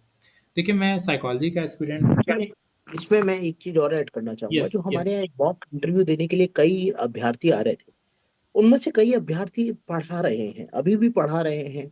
कोई क्लास 12th को पढ़ा रहा है, कोई क्लास मतलब गेस्ट फैकल्टी हैं। तो कई अभ्यर्थी जो पढ़ा रहे हैं, वो केवल इस बात को दबाने के लिए कि मैं एक मतलब सेकेंडरी स्कूल में पढ़ा रहा हूँ, वो ये बताते ही नहीं है कि हम पढ़ा रहे हैं, जबकि ये नेगेटिव होगा। अगर आप पढ़ा रहे हैं, तो आप बताइए, ये बुरा नहीं है कि आप सेकेंडरी स्कूल में पढ़ा रहे हैं या कहीं और पढ़ा रहे हैं। लेकिन आप बताइए तो सही कि आप पढ़ा रहे हैं। जैसे कोई विद्यार्थी कोचिंग में पढ़ा रहा है, तो उसे बता देना चाहिए कि भई मैं कोचिंग में पढ़ा रहा हूँ। उससे आपने ये फिर आपने आपने ये बहुत अच्छी बात कही, सॉरी ये चीज़ मैं पार्ट भूल गया था। ये इंट्रोडक्टरी पार्ट में जैसे कई लोग ऐसे हैं कि अभी भी लंबे समय से बेरोज़गार हैं, ठीक है? और उनकी पीएचडी मान लीजिए 12 और 13 में कंप्लीट हुई है और उनसे पूछा जाता है कि आप वर्तमान में क्या कर रहे हैं? तो ये बोलना है कि सर 2013 में पीएचडी के बाद अभी हम कुछ नहीं कर रहे हैं, ये शायद ठीक नहीं होगा। आपको ये कहीं न कहीं उनको दर्शाना ही होगा कि आप अभी भी अध्ययन अध्यापन कार्य से जुड़े हुए हैं। आप कुछ नहीं तो बोल दीजिए कि कोचिंग पढ़ा नहीं भी पढ़ा रहे हैं, तब भी आप उनको बोलिए कि सर फिलहाल में बहुत सारे ऐसे बच्चे हैं जो कि वो वंचित हैं इस अच्छी शिक्षा जगत से, उन लोगों को मैं कुछ बच्चों को कोचिंग वगैरह देता हूँ, ठीक है? या फिर मैं अभी शोध कार्य से जुड़ा हूँ, सर रिसर्च वगैरह पे मेरा वर्क है और वर्तमान में मैं कुछ बच्चों को कोचिंग वगैरह भी देते रहता हूँ, पढ़ाते रहता हूँ। टीचिंग तो बताइए ही बताइए, हर हाल में आपको टीचिंग बताना है। अगर मान लीजिए दूसरे सेक्टर में जॉब करना है तब तो अलग बात है। वो तो बता दीजिए कि हाँ, अगर रेलवे में करें तो रेलवे बता दीजिए, कोई दिक्कत नहीं। अच्छा बहुत सारे ऐसे लोग हैं, उनका कहना है कि सर हम दूसरे सेक्टर में जॉब करते हैं, क्या बताना ठीक होगा? बिल्कुल ठीक होगा। अब उसके लिए आपको थोड़ा क्वेश्चन प्रिपेयर कर लेना होगा। वही सब तो देखिए मॉक इंटरव्यू में वही सब तो हम लोग प्रिपेयर करा देते हैं कि अगर आपके कैसे-कैसे किस तरह से आपको जवाब देना है, कैसे जवाबों से बचना है, किस तरह के प्रश्नों से बचना है, कैसे उसकी चालाकी से उत्तर देना है, यही तो प्रैक्टिस कराते हैं। तो देखिए अगर मान लीजिए आप दूसरे सेक्टर में हैं तो ऐसा नहीं है कि उससे आपको बचना है, वो भी बताइए। अब उसके संग-संग आपसे फिर क्वेश्चन पूछा जाएगा उस फील्ड में है तो यहाँ क्यों आना चाहते हैं? आप कैसे इस चीज़ में अपना कर तो आपको आपने अगर पीएचडी कर रखी है तो यही आपका रिस्पॉन्स काफ़ी है कि सर मेरी उच्च शिक्षा में शुरू से ही लगन थी, इस वजह से मैंने शोध किया और शोध करने के बाद मुझे लगता है कि एक शोधार्थी की सदा ही इच्छा होती है कि मैं शोध और इन सब चीज़ों से उच्च शिक्षा से जुड़ी रहूँ। तो एक मन तो यहाँ पे सर जो कि सदा भटकता मेरा रहा कि चूँकि मेरी शुरू से इच्छा थी यहीं पे आना। ठीक है, इस तरह से अपने आप को करते हुए डिफेंड करेंगे, लेकिन आप अपने इस चीज़ को बिल्कुल हाइड ना करें कि मैं यहाँ पे कार्य कर रहा हूँ। बिल्कुल बताएँ। ओके? Yes sir, please. जी सर, आप अपने बारे में बता रहे थे कि आपको इतने अधिक नंबर कैसे ओके। प्राप्त हुए? और इधर का तो कोई पोर्शन नहीं ना छूटा हुआ है सर? अगर छूटा है तो आप भी याद कर लें। नहीं सर, अब कोई भी प्रश्न नहीं छूटा है और जो भी अभ्यर्थी इसे सुन रहा है, अगर उसके माइंड में, उसके दिमाग में कोई प्रश्न होता है, तो वह हमसे पर्सनली पूछ सकता है क्योंकि ये अभ्यर्थी तो लिमिटेड ही हैं। आप लोगों को हम लोग का व्हाट्सएप नंबर भी पता ही है, ठीक है? ग्रुप में केवल 2 ही एडमिन हैं, आप देख पा रहे हैं। उन दोनों एडमिन में से किसी को आप प्रश्न डाल सकते हैं, जो भी आपके प्रश्न हैं। और एक चीज़ और, हम जानेंगे कैसे कि वास्तव में आपने इस वीडियो को सुना है और ये वीडियो से वास्तव में क्या ये फ्रूटफुल है या नहीं है? आप इसको ग्रुप में ज़रूर कमेंट में लिखिएगा। यहाँ वीडियो को मत कमेंट करिएगा, ग्रुप में ही लिखिएगा कि जो ऑडियो नोट्स वाली बुक थी सर वो कैसी थी? उसके बारे में देखिए निष्पक्ष होकर के। अगर आपको लगा हो कि नहीं बहुत ज़्यादा उपयोगी अनुपयोगी था, तब भी आप लिखिएगा अनुपयोगी था। अगर आपको लगता है कि नहीं इससे किसी तरह का बेनिफिट हुआ है आपको या ऐसा लगा है कि नहीं इससे आप अपने में और चीज़ों को गुणवत्तापूर्ण ले पाएँगे, वो ज़रूर लिखिएगा या फिर ऐसी जानकारी या आपके मन में दुविधा थी कि वहाँ पे पक्षपातपूर्ण रवैया अपनाया जा रहा है या कुछ भी चीज़ें, आपको कुछ भी स्तर पे लगा हो कि नहीं ये सच में ये आज का जो ये नोटबुक वाला सेशन ऑडियो नोटबुक वाला बेहतर था, तो वहाँ पे ज़रूर लिखिएगा। देखिए, मैं इसलिए कह रहा हूँ क्योंकि मैं चाहता हूँ कि सभी लोग इस चीज़ को परचेज़ करें और सभी लोग इस चीज़ को सुनें। मैं बार-बार कह रहा हूँ कि मैं क्यों चाहता हूँ परचेज़ देखिए अर्निंग हम लोगों का कतई उद्देश्य नहीं है। जो मॉक इंटरव्यू के लिए जो आपसे हम लोग पैसे भी लेते हैं ना, तो इसलिए लेते हैं चूँकि हमारे एक्सपर्ट पैनलिस्ट आते हैं, उनको हमें देना होता है। और वो एक्सपर्ट पैनलिस्ट देखिए वास्तव में ये 100-200 रुपए के लिए नहीं आते हैं। वो तो हम लोगों की रीच इतनी बड़ी हो चुकी है, सेंट्रल यूनिवर्सिटीज़ और अन्य-अन्य अभी संस्कृत के बीच में मॉक इंटरव्यू लिया था, आप यकीन नहीं करेंगे संस्कृत के प्रकांड विद्वान काशी विद्यापीठ से हमने बुलाया था और एक दूसरे थे कामेश्वर सिंह दरभंगा विश्वविद्यालय से बुलाया था। मतलब हम लोग की अल्टीमेट लेवल पे कोचिंग होती है। अभी केमिस्ट्री का इंटरव्यू चल रहा है, आईआईटी के प्रोफेसर को हम लोग बुला के मॉक इंटरव्यू आपका ले रहे हैं। तो जो भी होते हैं हम लोग उत्कृष्ट स्तर के पैनलिस्ट को बुला के आपके इंटरव्यू को लेने का प्रयास करते हैं। तो वो तो हम लोगों की परिचय की वजह से कहिए या रिस्पेक्ट की वजह से वो सभी आ जाते हैं। लेकिन हम लोगों का भी तो एक मौलिक कर्तव्य बनता है कि नहीं अगर हम किसी का समय ले रहे हैं, तो उसको कुछ तो वहन करें ऑनोरियम के रूप में। तो इसलिए देखिए आपसे हम लोगों पे लेते हैं, ओके? और इसलिए नहीं लेते हैं कि हम लोग उससे अर्न करने वाले हैं। ये पूर्ण रूप से हायर एजुकेशन वर्ल्ड चैनल एक तरह से इसको आप सोशल वेलफेयर ही मान के चलें। इससे किसी प्रकार की अर्निंग ना मान के चलें और जो ऑडियो नोट्स वाली जो मैंने आपको ₹100 जो बताया, वो वास्तव में इसलिए लिमिटेशन रखा गया है, जो जेन्युइन रूप से सुनना चाह रहे हैं वही इस चीज़ को सुनें। क्योंकि आप देखें कि हम यहाँ पे बहुत सारी ऐसी-ऐसी गोपनीय बातें बताए हैं, जो कि वास्तव में शायद मैं बुक्स में या कहीं भी पब्लिक प्लेटफ़ॉर्म पे नहीं बोल सकता हूँ, ठीक है? इसलिए मैं आपसे बार-बार रिक्वेस्ट कर रहा हूँ कि इसे आप किसी को मत सुनाइएगा, केवल और केवल आपके लिए है। और ना ही किसी को लिंक भेजिएगा। ये केवल और केवल आपके लिए पर्सनल चीज़ें हैं और किसी से आपको शेयर भी नहीं करना है, ठीक है? नहीं, बस ये बात मैं यहाँ पर ऐड कर देना चाहता हूँ। देखिए, इसमें जो भी चीज़ बताई गई है, वह नितिन सर और राज सर के पर्सनल व्यूज़ हैं। इसके ऊपर हमारा कोई ऐसा उद्देश्य नहीं है कि हम इसे पब्लिश कर रहे हैं, है ना? और ये हमारे पर्सनल व्यूज़ हैं। आप बाध्य नहीं हैं हमारी बातें मानने से, है ना? तो जो एक डिस्क्लेमर है, वो हम इसके ऊपर डाल देंगे कि कल को आप में से यो कोई आके हमसे ये ना कहे कि देखिए, ये आपने यहाँ पर बोला था, तो उसके लिए आपके ऊपर कोर्ट केस किया जाएगा। नहीं, तो एक ऐसा चीज़ नहीं और है है। देखिए पर्सनल व्यू भी है और दूसरी बात कि इससे केवल हमने आपको शुरू में बताया कि अभ्यर्थियों को बताया कि ये मेरे शब्द ज़रूर हैं, लेकिन ये मैं नहीं बोल रहा हूँ। हज़ारों अभ्यर्थियों के अनुभव बोल रहे हैं। आप तो हायर एजुकेशन वर्ड से परिचित ही हैं, आप सभी भी हुआ है। डे 1 से लेकर के अभी तक जितने भी मैंने कई बार बोला कि प्रत्येक अभ्यर्थी से उनके अनुभव हमने लिए हुए हैं, ठीक है? तो ये शब्द ज़रूर मेरे हैं, लेकिन अनुभव उनके हैं और स्वयं के मेरे भी अनुभव हैं। तो ये समग्र रूप से सभी के अनुभव के आधार पर ये अनुभव आपको दिया जा रहा है। ओके, तो इसलिए ये महत्वपूर्ण है और इसलिए मुझे लगता है कि सबको सुनना चाहिए। तो मैं चाहूँगा कि अगर आपको जो भी लग रहा हो, अगर आपको सच में लग रहा हो कि ये बेनिफिशियल है, तो आप इसे ज़रूर लिखिएगा ग्रुप में। चूँकि ये ग्रुप में इस वीडियो का भी मैं लिंक नहीं डालूँगा। जिन-जिन ने इसके लिए रजिस्ट्रेशन कर रखा है ₹100 देकर के, केवल उन्हीं को पर्सनली ये भेजा जा रहा है। तो आप लोग ग्रुप में आकर के ज़रूर बताइएगा कि ये कैसा है वीडियो, या फिर ऑडियो नोट्स जो इंटरव्यू प्रिपरेशन के लिए दिया गया है वो किस तरह का है, ठीक है? आप ज़रूर बताइएगा। अब चलिए हम आखिर में थोड़ा-सा बढ़ते हैं कि मैंने क्या मास्टर स्ट्रैटेजी अपनाई थी जिसकी वजह से मुझे 14 अंक मिले हैं। देखिए, मैंने शुरू में बताया था कि मेरी तो रिसर्च तो थी नहीं, तो मैं आखिर क्या कर सकता था?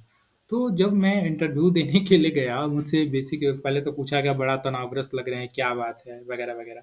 तो जब ये सब चीज़ें हो जाती हैं, तो फिर मैं उनसे पूछता हूँ, वो मुझसे पूछते हैं कि अच्छा, आप क्या कर रहे हैं वर्तमान में? तो मैं बोला कि सर मेरे एमए वीर कुँवर सिंह विश्वविद्यालय से इस सन में हुई है, इसके बाद मैं नेट जेआरएफ करने के बाद मैं वर्तमान समय में शोध कर रहा हूँ, पीएचडी कर रहा हूँ उसी विश्वविद्यालय में। फिर उन्होंने मेरी पीएचडी का टॉपिक पूछ लिया।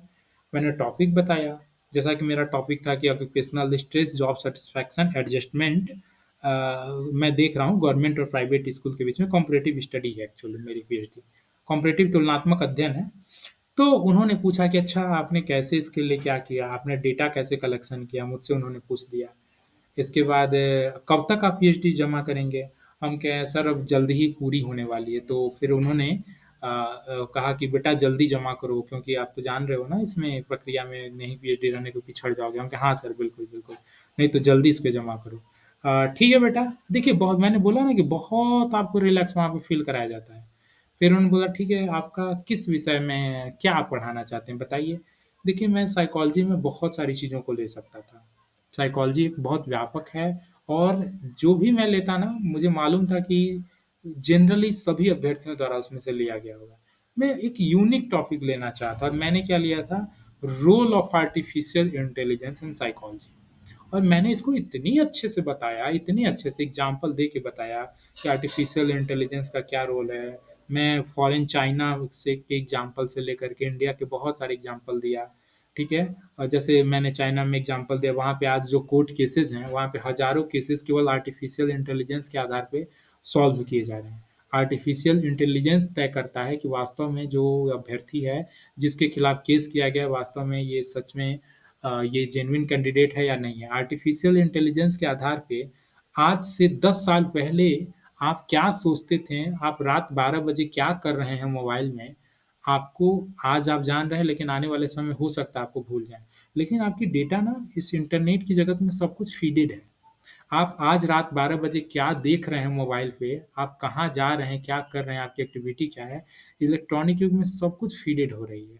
और आने वाले 10 साल बाद भी अगर आपके बारे में एनालिसिस किया जाए कि इनका व्यक्तित्व 10 साल पूर्व कैसा था, तो वो आर्टिफ़िशियल इंटेलिजेंस के आधार पे आपके बारे में बता सकता है, कि किस दौर से गुज़रे हुए हैं और वर्तमान में किस तरह के व्यक्ति होंगे। चूँकि आप जिस दौर से गुज़रे होंगे, उस तरह की आपकी एक्टिविटी रही होगी।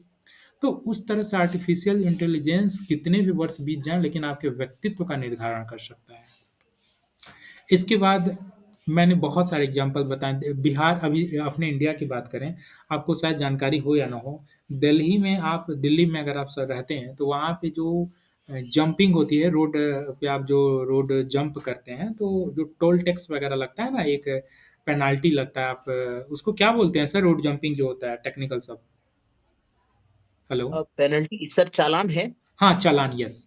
तो जो चालान कटता है ना, आप जो रेड लाइट जंप कर जाते हैं, तो वहाँ पे आपको मालूम है आर्टिफ़िशियल इंटेलिजेंस का दिल्ली वगैरह में इस्तेमाल किया जाता है।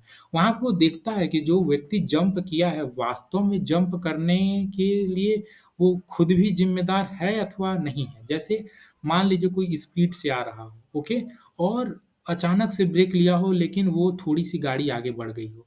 तो अगर देखा जाए तो रोड लाइट जंप किया, लेकिन जब आगे बढ़ी हो तो उसके चेहरे पे सिकुड़न हो, oh my God! Oh shit! ये मैंने क्या कर दिया?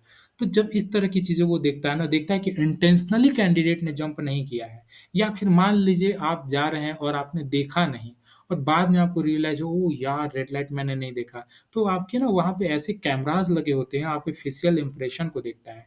तो आपके पूरे इंप्रेशन वो देखता है कि वास्तव में जो रोड लाइट आपने जंप किया है, उसको जंप वो तकनीकी त्रुटि थी या फिर आपने जानबूझ के जंप किया है। इसके आधार पे आपका चालान कट रहा है, दिल्ली की मैं बात कर रहा हूँ। तो देखिए आर्टिफ़िशियल इंटेलिजेंस ये भी पता कर ले रहा है, और भी मैंने बहुत सारे एग्ज़ाम्पल दिए थे। फिर पता है मुझसे काउंटर क्या क्वेश्चनिंग की गई? काउंटर क्वेश्चनिंग की गई, अच्छा आप आर्टिफ़िशियल इंटेलिजेंस के तो सच में बहुत सारे फीचर गिना दिए हैं, लेकिन आर्टिफ़िशियल इंटेलिजेंस वर्तमान समय में एक सूडो फेक आइडेंटिटी भी तो क्रिएट कर रहा है। जैसा कि आपने बोला कि 10 साल पहले हम क्या थे, क्या नहीं थे, आज सब कुछ पता किया जा सकता है। लेकिन सोशल मीडिया के ज़माने में लोग अपनी फेक आइडेंटिटी बना रहे हैं, ठीक है? फ़ेसबुक पे, अलग-अलग जगहों पे एक फेक आइडेंटिटी अपना डाल रहे हैं, बहुत खुश हैं, ये हैं, वो हैं, जबकि रियल लाइफ़ उनकी साफ़ अलग है, बिल्कुल अलग है। तो ये चीज़ें तो वो फिर गलत निकल जाएँगी, उनका तो एक गलत परसेप्शन निकल आएगा। फिर मैंने उनको बताया कि सर आप बिल्कुल सही कह रहे हैं, अक्षरशः इसीलिए उसको अभी इस्तेमाल नहीं किया जा रहा। अभी कोर्ट वगैरह में भी जो एक उसको देखिए एग्ज़ामिन किया जाता है, मैंने उसका भी एग्ज़ाम्पल लिया था कि कोर्ट में अभी जैसे नार्को टेस्ट होता है, नार्को टेस्ट या क्या होता है टेक्निकल शब्द मैं थोड़ा भूल रहा हूँ, उसमें आपको इंटरव्यू लिया जाता है और उस इंटरव्यू के आधार पे वो मशीन बताता है कि आप झूठ बोल रहे हैं या सत्य बोल रहे हैं। शायद उसको नार्को टेस्ट ही कहा जाता है और हाँ, झूठ नार्को टेस्टिंग आ जाता है सर, ओके। बिल्कुल। अभी बंगाल में जो रेप पीड़िता वाला मामला था, उसमें भी नार्को टेस्ट की परमिशन दी गई है। तो वो कोर्ट में एडमिसिबल तो नहीं होता है नार्को टेस्ट, लेकिन मशीन जो इतना रास्ता क्लियर कर देता है, जो जो जुर्म किए रहते हैं या जिनके लिए नार्को टेस्ट किया जाता है, उससे पता चल जाता है कि वास्तव में जो चीज़ें बोल रहा है, वो सत्य हैं या नहीं है। तो इसलिए एक लाइन मिल जाता है, लूप होल मिल जाता है। नार्को टेस्ट कंप्लीटली एक्सेप्टेबल क्यों नहीं कोर्ट में है? क्योंकि अभी भी उसमें कुछ त्रुटियाँ हैं। लेकिन फिर भी एक्सेप्टेबल क्यों है? क्योंकि उसमें अभी भी बहुत हद तक उसमें स्पष्टीकरण है। तो उसको इसीलिए तो सर अभी आर्टिफ़िशियल इंटेलिजेंस को अक्षरशः नहीं अप्लाई किया जा रहा है, क्योंकि उसमें अभी भी कुछ त्रुटियाँ हैं, उसको वर्क करना बाकी है। उसका सबसे अच्छा एग्ज़ाम्पल है सर नार्को टेस्ट, जिसे टेस्ट किया भी जाता है, एक्सेप्ट भी किया जाता है और कोर्ट में एक्सेप्ट भी नहीं किया जाता है। ठीक है? तो पार्शियली तो एक्सेप्ट किया जा रहा है, लेकिन पूर्ण रूप से एक्सेप्ट नहीं किया जा रहा है। तो इसलिए सर इस चीज़ को हम डिनाई भी नहीं कर सकते हैं। इसके बाद फिर कहा अच्छा बहुत अच्छी बात है, और कुछ साइकोलॉजी के बारे में बताइए। फिर उन्होंने कहा अच्छा बेसिक साइकोलॉजी के बारे में बताइए, कब इसका क्या उद्घाटन हुआ? हाँ, एक चीज़ और, आपको विषय का ना बहुत हल्का-हल्का चीज़ जानकारी होना चाहिए। आप सोचेंगे बहुत बड़ी-बड़ी चीज़ें आप पढ़ के गए हैं और बेसिक चीज़ें आपको नहीं पता है। ठीक है? आपके विषय की शुरुआत कैसे, या आपके फादर ऑफ सब्जेक्ट क्या हैं? ठीक है? आपके विषय में अभी कौन लेटेस्ट में क्या चल रहा है? आपके विषय में कोई लेटेस्ट में इवेंट हुआ है क्या? किसी को नोबेल प्राइज़ मिला है क्या? लेटेस्ट में आपके विषय में किसी प्रकार से, किसी वजह से कुछ ख्याति प्राप्त है क्या? तो इन सब चीज़ों पे भी फ़ोकस कर लेना होगा। ठीक है? मुझसे भी ये सब चीज़ें पूछी गई थी चूँकि बाद में ये सब को करने के बाद। बहुत सैटिस्फाइड हैं। जाते-जाते उन्होंने कहा कि बेटा पीएचडी जल्दी कर लो। हम कहे हाँ सर, बिल्कुल, बिल्कुल। चेहरे पे मेरे मुस्कुराहट बरकरार थी सदा ही। एकाक प्रश्न, लेकिन मुझे नहीं लग रहा है मैंने कोई प्रश्न मिस किया था, क्योंकि मैंने अवसर ही नहीं दिया ना। मैंने कोई उनको अवसर ही नहीं दिया कि जिससे वो क्वेश्चन पूछे और मैं फँस पाऊँ। चूँकि मैं तो ऑलरेडी पूरी तरह से तैयारी करके गया था, तो बस आपको भी यही करना है। आपको अवसर को भुनाना है, ना कि अवसर को देना है जिसमें आप फँस जाइए। आपको उनको जितना भी अवसर देना है, आप उनके उनके संग खेलिए, वो आपके संग ना खेलें। बस ये प्रयास करना है। तो मेरी कोशिश देखिए इस ऑडियो नोट्स को बनाने की यही थी कि पहले तो आपके अंदर की दुविधा दूर हो, किसी प्रकार का ये लग रहा हो कि पक्षपात किया जा रहा है, ये है, वो सब चीज़ें दूर हों। और दूसरी बात, जो चीज़ें आपको पॉइंट आउट करके आपको वर्क करना है, उन सब चीज़ों का आप वर्क अच्छे से कर पाएँ। तो मुझे लगता है कि हम सभी मुद्दों पर आपको एक विज़न दे पाए हैं। करना तो आपको है, वो तो आप ही को करना है, मेहनत आपको करनी है। तो आप इसके लिए प्रयास करिए, मेरी आपको शुभकामनाएँ हैं, आप सफल होइए, इससे ये हम सभी के लिए बहुत ज़्यादा अच्छा होगा। और एक चीज़ और देखिए, जब आप इंटरव्यू दे के आते हैं ना, तो हम चाहते हैं कि आप भी अपने इंटरव्यू एक्सपीरियंस साझा करिए। तो हम इसके लिए भी एक सेशन रखेंगे, जब आप इंटरव्यू जब दे के आते हैं आयोग में, तो हम जानना चाहेंगे कि हमारे मॉक इंटरव्यू से क्या आपको बेनिफिट मिला क्या? और वहाँ पे आपका किस तरह का अनुभव था? ठीक है? आपसे हम ज़रूर साझा कर लेंगे। नितिन सर, कोई कमेंट प्लीज़? हाँ, बिल्कुल, बिल्कुल सर, यही मैं आखिरी में कहना चाह रहा था कि अगर हम, क्योंकि अब देखिए आने वाले विषयों में हमारे पास में एक ही विषय के कई सारे अभ्यर्थी हैं। तो अगर आप अपना इंटरव्यू जो एक्सपीरियंस है वो बताएँगे, या जो आपको बताया गया है अभी तक, इसके अलावा अगर कुछ आपसे पूछा गया, कुछ यूनिक आपके साथ में घटित होता है तो आप ज़रूर बताएँ, ताकि आने वाले अभ्यर्थियों को और अच्छे से हम गाइड कर पाएँ। क्योंकि हमारी सारी इन्फॉर्मेशन आप जैसे अभ्यर्थियों से ही आ रही है, हम कोई अलग नहीं है। हम भी एक सब्जेक्ट के अभ्यर्थी ही हैं। हम सिर्फ़ जो एक प्लेटफ़ॉर्म राज सर ने हमें ये बना के दिया और बना, और सब आप लोगों की वज़ह से ही है ये सारा का सारा प्लेटफ़ॉर्म। तो आप लोग इसके ऊपर, हम लोगों के ऊपर ट्रस्ट करते हैं, और हमारी सारी इन्फॉर्मेशन बाकी अभ्यर्थियों की वज़ह से है। प्लीज़ आप भी अपने एक्सपीरियंसेस को हमारे साथ में शेयर करें। और हायर एजुकेशन वर्ल्ड चैनल की तरफ से मैं आप सभी को बहुत-बहुत बेस्ट ऑफ लक, धन्यवाद भी कहूँगा, बेस्ट ऑफ लक भी कहूँगा आपके आने वाले इंटरव्यू के लिए, जिसके लिए आप पूर्णतः तैयार होके जाइए। अपने मन से ये बिल्कुल डर निकाल दीजिए कि कहीं पे कोई जान-पहचान या द्वेष भाव आपसे रखा जाएगा या आपको नहीं लिया जाएगा, बिल्कुल भी ऐसा नहीं है। चाहे आप बाहर के कैंडिडेट हैं, चाहे आप बिहार के कैंडिडेट हैं, कुछ लोग इसे विषय बनाते हैं कि आप यहाँ से हैं, वहाँ से हैं। ऐसा कुछ भी नहीं हो रहा है, आयोग पूरी ईमानदारी से आपका चयन कर रहा है। जी, राज सर।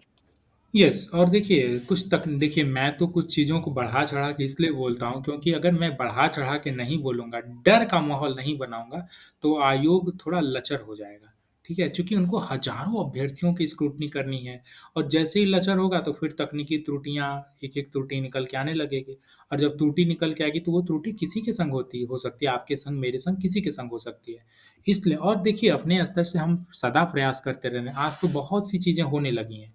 पहले तो कुछ नहीं होता था। आपके स्कोर नहीं पता चलते थे, रिसर्च पेपर के नंबर काटे जाते थे, इंटर यूनिवर्सिटी प्रेफ़रेंस तब्दीली का कोई अवसर नहीं मिलता था। इसके बाद आपको कई लोगों के संग जो-जो पक्षपात हुआ है, उस चीज़ों पक्षपात मतलब तकनीकी त्रुटि से उनका नंबर छूट गया था या रिज़ल्ट में नहीं नाम आया था, उन लोगों के भी संबंध में आवाज़ उठाएँ। बहुत सारी चीज़ें और आयोग माना भी है, ठीक है? तो सभी चीज़ें ठीक ही चल रही हैं, इसको हम बहुत ज़्यादा नेगेटिव लेके नहीं चलेंगे। और आपको अभी नेगेटिव लेके चलना भी नहीं चाहिए क्योंकि आप इंटरव्यू देने के लिए जा रहे हैं, तो पूर्ण रूप से सकारात्मक मन से जाइए। एकदम कंप्लीटली पॉज़िटिव होकर के। किसी की इस नकारात्मकता को मत सुनिए। जो भी कह रहा है आप उसे झुठला दीजिए और जाइए और ईश्वर से कामना चयन होके आइए। बस, जी, सर, तो राज सर, इसी के साथ में ये सेशन हम लोग खत्म करते हैं, ताकि खत्म। हमने सारी चीज़ें यस। कंप्लीट कर ली हैं, इंक्लूड कर ही ली हैं। फिर भी आपके कोई भी प्रश्न हो तो आप हमसे हमेशा व्हाट्सएप करके अपने प्रश्न पूछ सकते हैं। मैं और और एक राज और एक चीज़ हमेशा और कि से। आप कमेंट में ग्रुप में ज़रूर लिखिएगा ताकि हम चाहते हैं कि अन्य लोग भी पाएँ। तो कमेंट में लिखिएगा कि जो ऑडियो नोट्स था वो कैसा था? आपके लिए फ्रूटफुल था या नहीं था? ठीक है? बिल्कुल निष्पक्ष होकर के, ऐसा ना सोचिएगा कि आपको कुछ नहीं मिला फिर भी आप हमें खुश करने के लिए, ऐसा कुछ नहीं। बिल्कुल निष्पक्ष होकर के आप लिखिएगा कमेंट में। चलिए, आखिर तक बने रहें इसके लिए बहुत-बहुत धन्यवाद। Thank you so much. बहुत-बहुत धन्यवाद सर।